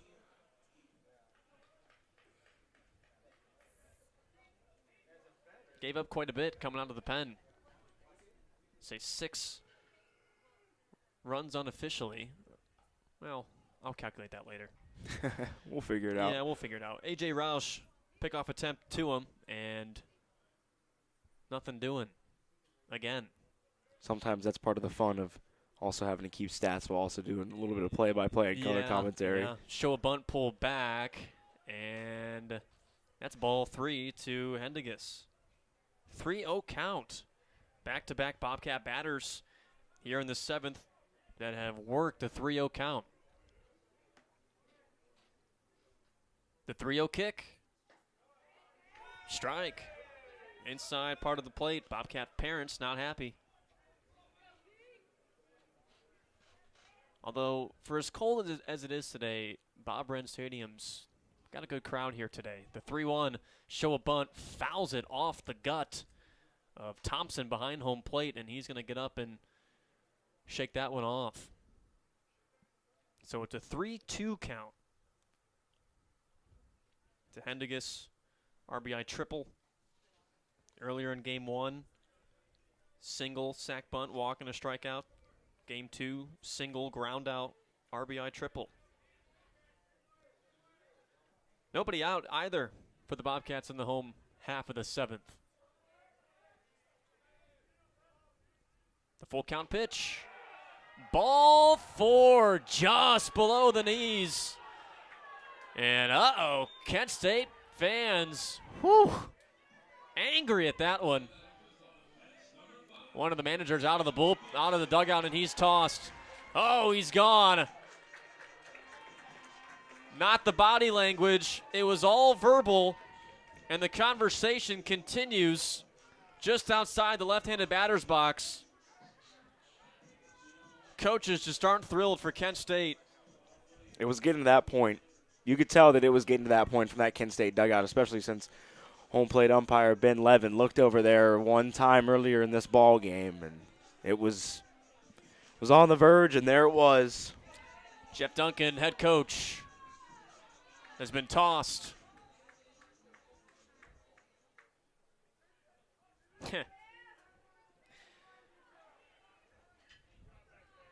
And it's been from both sides, too. Have not been thrilled with this strike zone. And I don't recall game 1 being like this. No. Game 1 was pretty consistent, I will say. All umpires, just everybody in general, it didn't seem like there was much argument overall. Well, we can't continue play until Duncan leaves the facility, and he's walking along the right field sidewall, still jaw-jacking with one of the umpires. I think he's trying to find a way out. He's trying to find a way out of the stadium is what he's trying to find. So finally he finds a gate along the sidewall to our right, and it's an early day for him. Maybe he can go ask the bus driver to start the bus, turn on the heat. Maybe he can warm his hands and feet and turn on the stream, because that's the only way he's going to know what's happening from here on out. You're absolutely right. He's going to have to listen to us now. Hey, Coach, how's it going? Sorry you have to stick with us the rest of the way. Bobcats on first and second base with nobody out. And at the plate is Isaiah Peterson. Bobcats back with the top of the order. Pickoff move, but no throw to second base. And it's getting pretty feisty here at Bob Wren. You can hear them. That's all Kent State. Yeah. I think they're giving Duncan a standing O. It's either that or it's the Bobcat dugout. That could be two. As trying to get in the head of the pitcher up there. Yeah, Sam Thompson comes out in front of home plate, gives a sign to his infield, whatever it indicates, and now all of a sudden, Thompson has just been warned by our home plate umpire. For what? Now we're in a situation, and another Kent State coach out of the first base dugout saying, warned for what? I believe that's Mike Birkbeck, the assistant head coach, out of the dugout, and now our umpires are coming together. Oh, man, this is a mess. You tied the game at 11, and your head coach gets tossed, and your associate head coach is now in some beef after your catcher gets warned.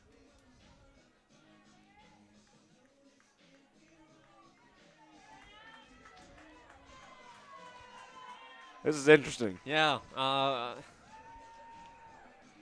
It's a scene here at Bob Wren. Isaiah Peterson with his dugout as raunchy can get, and as rowdy as they can get as well. Momentum that Kent State has given them. Show a bunt, pulled back. There's a strike. Crowd's into this one now. Yeah. Both sides. Everyone's starting to get a little chippy with their cheering. Welcome to baseball season, folks. March Madness who? How about some MAC baseball? 11-11 tie. Bottom of the 7th. Here's the 0-1 pitch from Carrico. Low, outside. Ball 1. Runners on first and second for Ohio. Kent State just tied this ball game up in the top of the 7th. They were down 5 runs, and they knotted this game at 11. Here's the 1-1 from Peyton Carrico. Show a bunt down the third base line, but foul. Peterson has to swing now with 2 strikes. Unless he feels confident enough to get the bunt down. But after that foul ball, I don't think he would. He'd probably be up there trying to battle up there with this 1-2 count. Wind still very, very strong out towards the outfield today. We've seen a handful of long balls from both teams. I mean, shoot, Kent State, 3 home runs just in game 2 alone. I should say the Bobcats. 2 of them from Minzy. The 1-2 outside just misses to the left-hander. 2-2. Yeah, and that other home run was the guy currently up at the plate right now, Isaiah Peterson. Yeah, 3 home runs, 2 for Kent State this game. So I was correct. Just accidentally correct. Sometimes you stumble into those accidentally correct moments. You never know. Again, 99% of the time I'm wrong. Here's the 2-2. Gets past the catcher Thompson, low and away, and runners move up 90 feet. We're going to go wild pitch on that one, unofficially, of course. Now a full count for Isaiah Peterson, who has 3 hits, including a 2-run home run back in the 2nd. He was hit by a pitch in the 4th. And he has a chance to give the Bobcats back the lead in the bottom of the 7th with runners on 2nd and 3rd and nobody out. The pitch. Swung on, up the middle, down for a base hit into left center field. Here comes Roush. He's going to score. Around third, Hardigus motoring to the plate. The throw's not in time. Headed to second, Peterson. He's thrown out. So that'll go down in the books as a 2 RBI single. But the Cats take the lead 13-11.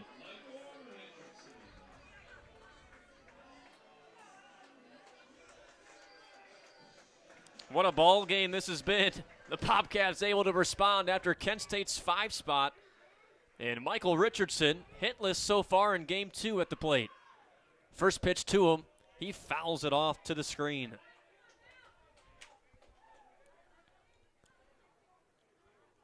Knowing the luck and knowing how this game's going to go, there's going to be runs in the top of the 8th. Yep. Or somewhere along the lines, Kent State will score another run. The 0-2 lofted into right field and easily lands for a base hit. Michael Richardson's first hit in game 2, his 14th of the season. And Colin Kasperbauer, 1 for 4 today, doubled his first go-around. He also scored, but he's flown out to the outfield twice and is struck out looking. Runner aboard first base, 1 out for the home team Bobcats, leading Kent State 13-11. Home half of the 7th.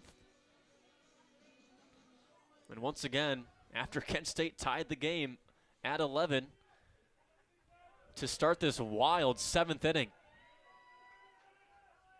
Lefty on lefty matchup. The pitch from Carrico swung through and missed. 0-1. Good pitch there from Carrico. Took a little something off that, and way out in front of it was Kasperbauer, out way on the front foot right there.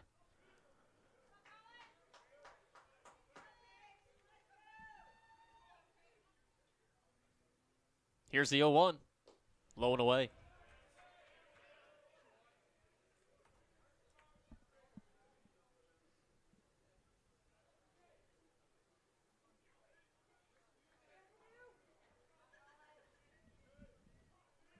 1 ball, 1 strike to Casper Bauer. Runner on first. Here it comes. Knocks it foul to the on-deck circle. 1 ball, 2 strikes. Noticing something out there on the scoreboard, these teams have swapped hits and runs. Kent State 13 hits, 11 runs. Bobcats 11 hits, 13 runs. Both have 1 error, though. The 1-2 set from Carrico. The deal. Another foul off to the left side. And the neighboring Pruitt field hockey facility. Count stays 1-2. I mean, did you expect anything else from 2 of the top 3 hitting teams in the conference? Ohio hitting .281 for the year at 2nd in the conference. Kent State .274 at 3rd in the MAC. The 1-2. Outside and away. Casper Bauer thought about fishing for it, but he laid off. 2-2. Runner aboard first. It's Richardson, and a pickoff throw to keep Richardson close, not in time.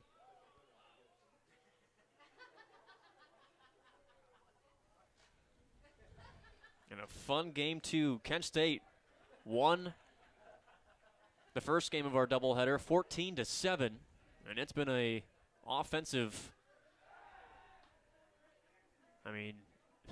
offensive explosion. Yeah, I guess you could say explosion. Trying to just find the right word for it. There are a lot of words to use. You're right. 24 combined runs. Yeah, it's ridiculous. And 24 combined hits. The 2-2 offering. Hit on the ground to second. Timbrook charges, goes to second for 1. They do not go to first for 2. So Richardson is retired, and Casper Bauer reaches first on the fielder's choice. So Spencer Harbert with an RBI here in Game 2. He is struck out, grounded out, flown out, and walked. And the righty facing Peyton Carrico for the first time today. 2 gone, 13-11 game, Ohio in command of Kent State.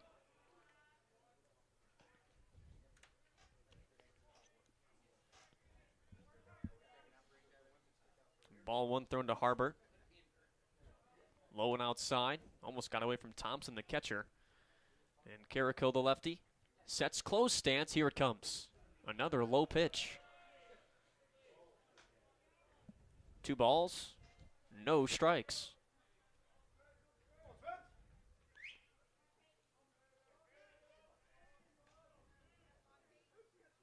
The 2-0 pitch.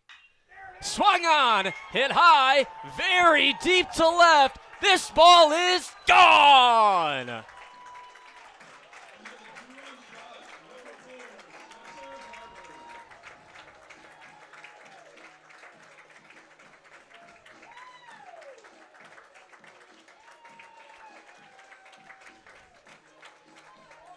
Homer number 5 for number 4. And a no doubt about it, jack to left. Ohio's 4th home run in Game 2. 15-11. And the home half of the 7th, Ohio by 4. Spencer Harbert got a 2-0 fastball that he just grooved out to left field. Got all of that baseball as it landed in the parking lot out there. And Mason Minzy, who's gone yard twice, looks at a first pitch strike, swings through the second, and he has an 0-2 count.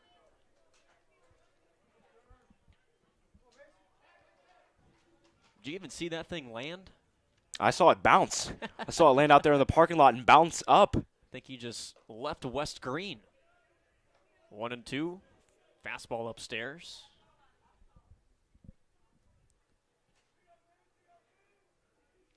The 1-2, low and in. Peyton Carrico, since he came in, walked a batter, back-to-back singles, and the 2-run home run.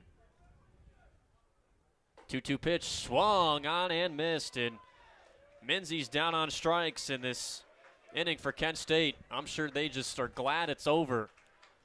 We're through 7 in Athens. Ohio 15, Kent State 11. Inning number 8 coming up on the Ohio Sports Network from Learfield.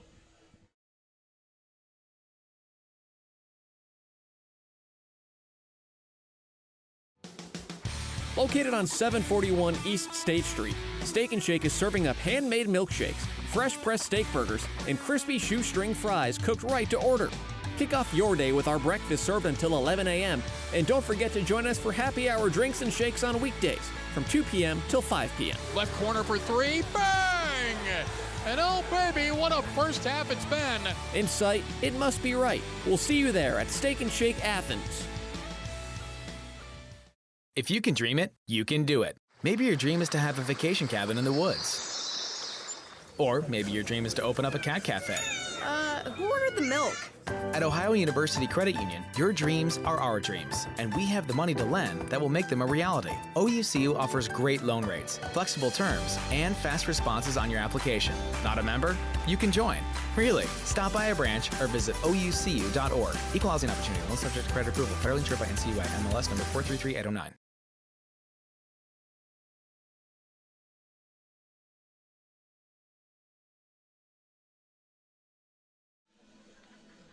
(15-11). Ohio on top of Kent State through 7 innings. If you love offense, today's your day. You like home runs, today's your day. Along with Cade Williamson, Jay Cremata with you. Jordan Bowes running producing our streamer. Total video went down for a little bit, but the audio is still there, so we apologize for the technical difficulties. But either way, we're up and running, and Mr. Bowes is one of the best. And I'll slip him $10 for saying that after the game. But, yeah, Cade, we were talking during the break. This is quite the game, right? I mean, we've teeter-tottered a lot. Yeah, a lot of offensive ability shown today. Wouldn't want to be a pitcher up in there on this mound this afternoon at all, especially with these winds. Not a great day up there on the bump for anybody at all. Yeah, you'd hate to be a pitcher today. I mean, the wind blowing everywhere. And the first pitch to number 11, Sam Thompson from Chase Harris, is a foul tip back into the mitt of Mason Minzy, 0-1 to start. I mean, it's just been back and forth. It's been emotions, too. A lot of teams, the crowd's into it. A dribbler, high chopper to third. Casper Bauer gloves and throws out Sam Thompson at first base with the 5-3 putout. Colin Matthews at the plate, hitting 5th for Kent State in Game 2. Michael McNamara on deck. Although Chase Harris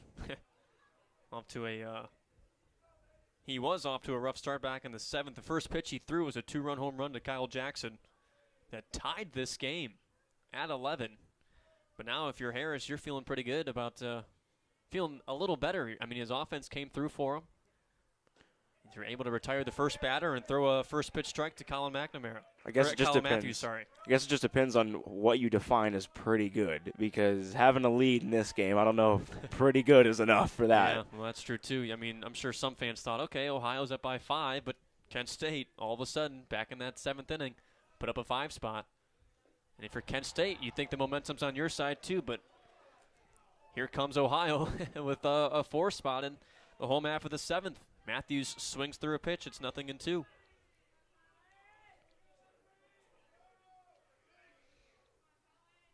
Harris is ready. Nobody on the bases. He works out of the stretch anyway. The 0-2 just misses outside. 1-2. Harris seems to just be dealing this inning. He has another sense of just confidence out there pitching. The 1-2. Swung on the ground, back to third. Casper Bauer. Gloves throws low, and Baker on the stretch. His foot came off the bag.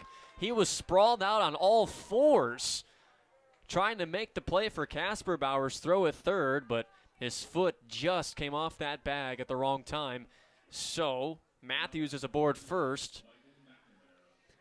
And I think they called it a hit. I think they gave him a hit. Mm-hmm. I mean, okay. It was close. It was close. I don't know. I don't know if I would have clarified it. Oh wait, no. We'll see after the debate. Okay, I there was it going to is. say that was more of an E5 because the throw was off. So it's Ohio's second error today. Runner on first, one gone. And a pitch to Michael McNamara is outside for ball one. RBI single, double, home run, strikeout looking today for Michael McNamara. He's put together one heck of a Saturday. His fourth home run of the year. Here's the 1-0 deal. Off the plate outside, 2-0. McNamara yet to ground into a double play this season, too. Doesn't really seem like he puts the ball on the ground too much. Usually line drives and fly balls for the shortstop for the Golden Flashes. You know, I should have said this too, but he's hit 2 home runs today, back-to-back games. Hit a 2-run home run back in the third in game 1. Checked at it. He definitely went around. 2-1. So I beg your pardon. Yeah, so he still has 4 home runs. It's right there, but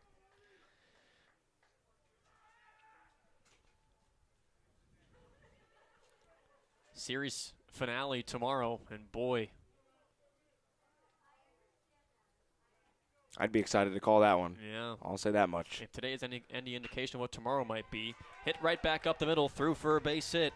And Kent State has runners on first and third after Matthews took a big turn around second base and made it all the way to third with ease. So now runners on the corners with 1 gone in the 8th. And Ohio leading Kent State by 4, 15-11 in the top of the 8th.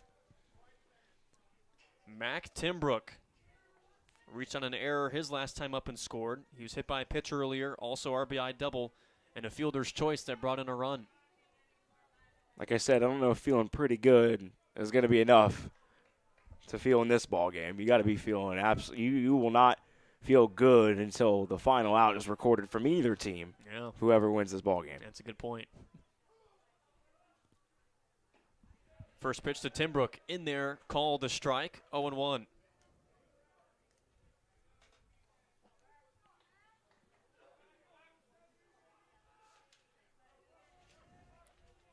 Boy, you can feel the drop in temperature now. It's got to be low 50s at this point. Pickoff throw to first, not in time. That, and we're getting later into the day, too, so. Yeah, we started about, 60 degrees, and now it's 52 with the rain expected in the next 20 minutes.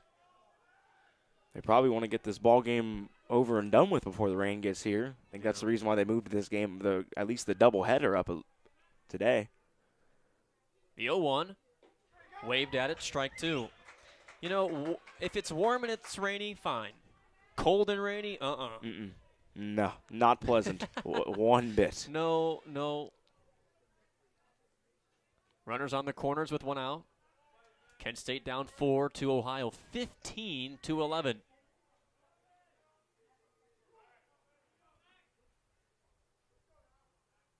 The 0-2. In front of it, foul. He pulled it mighty hard all the way out to the parking lot near the softball press box and maybe beyond. Still nothing in 2.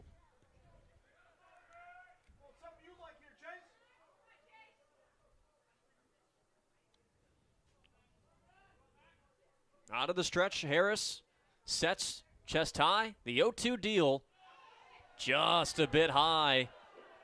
Minzy behind home plate wanted it for Chase Harris, the Alexander product from nearby Albany, down Route 32. His Spartans were here earlier, but I'm sure they left to escape the cold.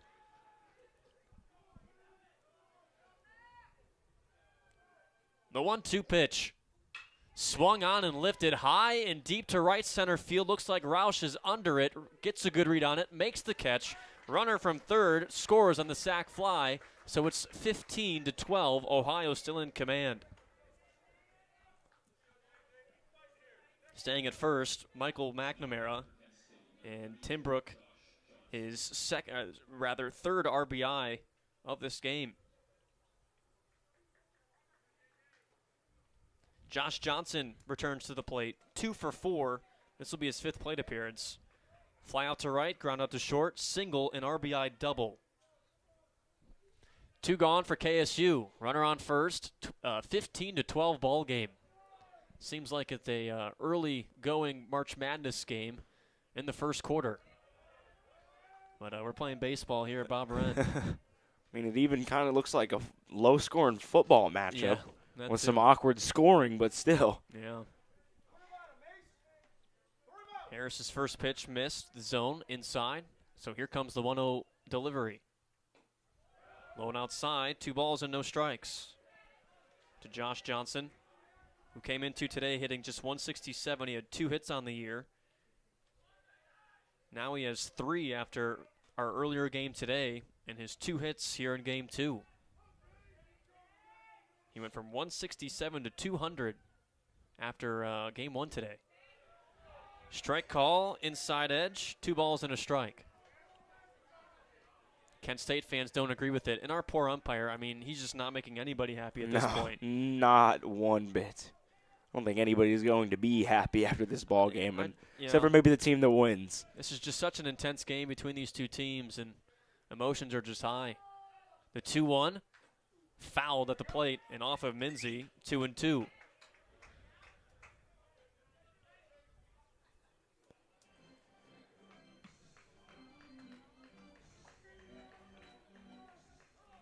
Stadium lights on, 2 here at Bob Wren Stadium. You can see the stadium lights reflecting off the Kent State Navy helmets. 2-2 count. Here it comes. Knocked to second, line drive, caught by Richardson, and there's out number 3. A line out to Richardson ends this, the top half of the 8th inning, and we go to the home half. Bottom of the 8th, and Ohio leads Kent State by 3, 15-12 on the Ohio Sports Network from Learfield. When you order your groceries online with ClickList from Kroger, you can do your shopping anytime, anywhere, like the gym, the office, or your favorite comfy couch. And whether you place your order on your phone, tablet, or computer, it's still your neighborhood Kroger. So you'll find all the fresh choices, low prices, and great deals you love. And you'll save time, too. Try ClickList from Kroger with same-day pickup. Check it out at Kroger.com. Fresh food, low prices at Kroger. These days, we're all doing a lot more virtually, which is why at Ohio Health, we've expanded our virtual care options and availability to make it even easier to get safe expert care at home. That includes virtual visits with over 1,000 trusted providers in every medical specialty. Learn more about our virtual health options at ohiohealth.com/virtual health.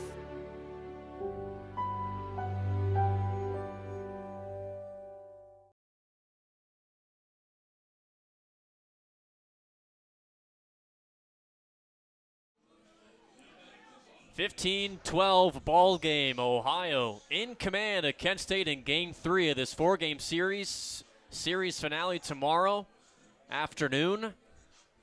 But the home half of the 8th inning, we'll see Will Sturrock, the DH, Caleb Baker, and A.J. Roush at the plate for Ohio. 6, 7, 8 batters due up. And the first pitch of the inning from Peyton Carrico, still out there, is a foul tip back into the mitt of Thompson for strike 1. Sturrock, 1 for 3 with a single, a walk, and a run scored. Next one to him is low. 1-1.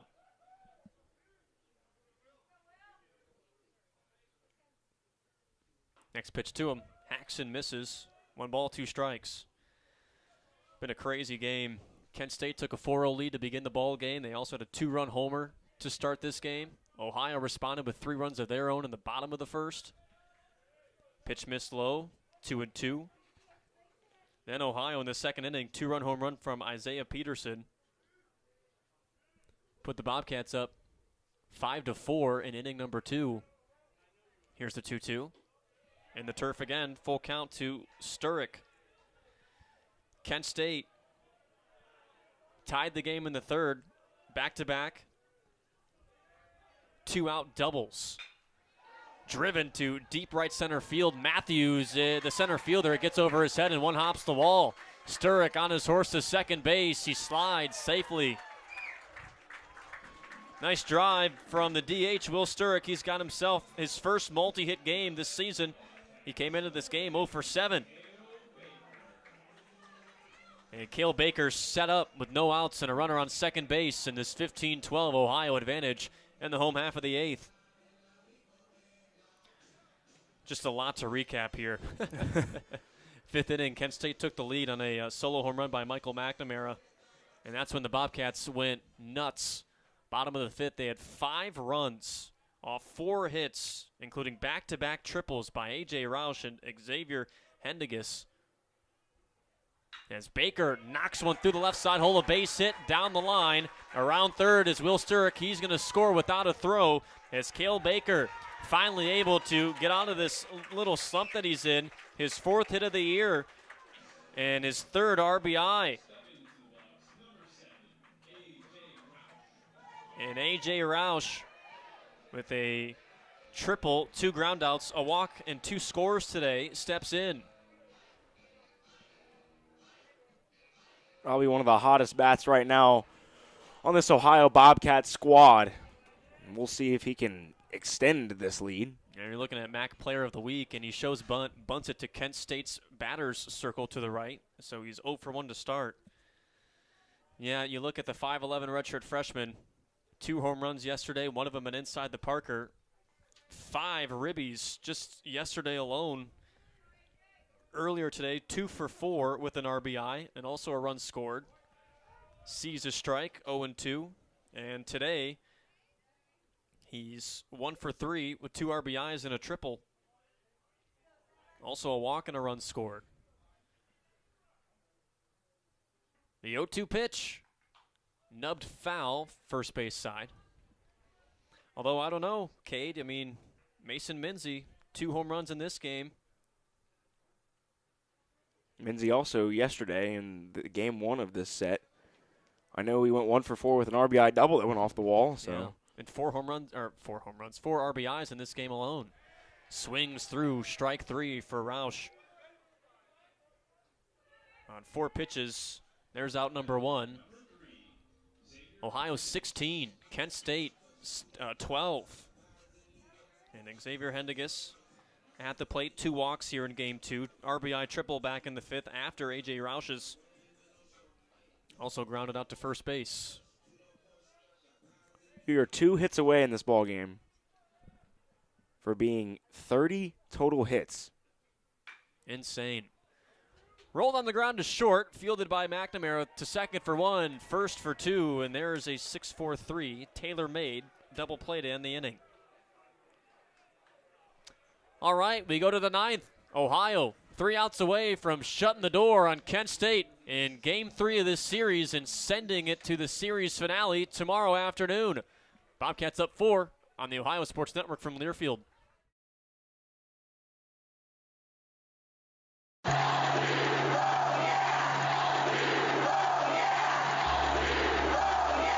Let's go Cats. Let's go Labatt Blue Light. When you drink a pristine Canadian Pilsner, you're good at beer. Bobcats fans, grab a Labatt Blue Light and be good at beer.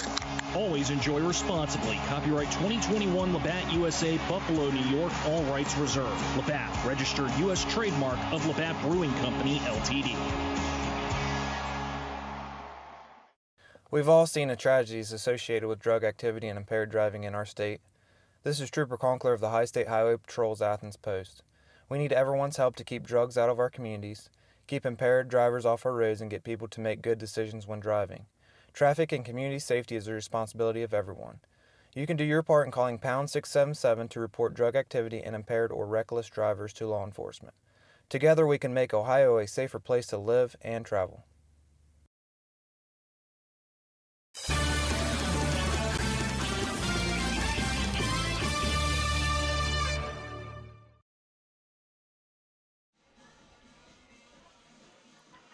Top of the 9th.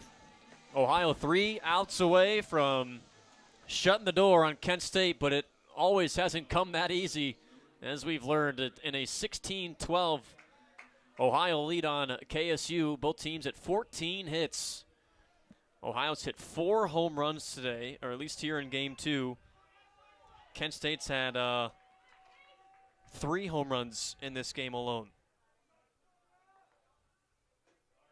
And first pitch from Chase Harris to Connor Ashby. The 9-1-2 batters due up this inning is a first pitch strike. 0-1 to Ashby, who has a multi-hit game. 2 RBI single back in the 7th inning, in which Kent State tied the game up at 11 at that point. Next pitch, called a strike outside part of the plate, 0-2. Chase Harris has only allowed 2 runs in his relief outing. A 2-run home run in the 7th, and also a run scored after a error. The next pitch is chopped back to Harris. He leaps on the mound, lobs to Baker at first for out number 1. 1-3 put out. I should say that base runner back in the 8th for Harris reached on an error, and there was a sac fly RBI that scored him. So 1 gone, and Kent State back topside with Kyle Jackson, Justin Kirby, the 2-spot hitter, on deck. Kyle Jackson had that 2-run home run off of Chase Harris on the first pitch that Harris threw today. Set by Harris, the pitch. Swing and a miss. 0-1. That was a hack right there from Jackson. He's trying to go yard, possibly again here at this at-bat, make it a 3-run ball game. Harris sets, delivers. Foul ball off to the left. 0-2.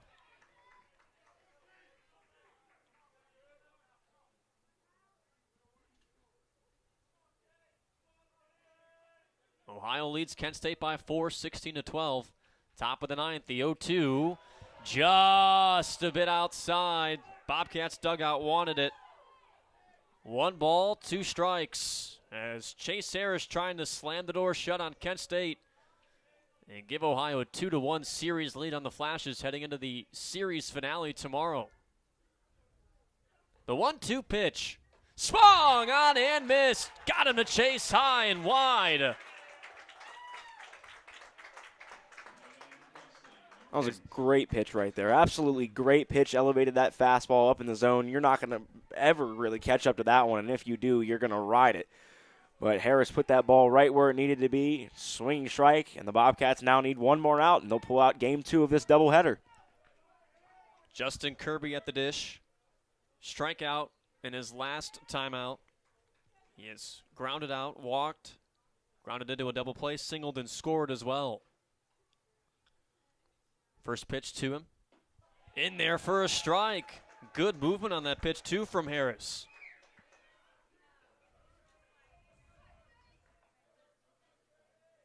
Harris has only thrown 1 ball this inning. Knock on wood.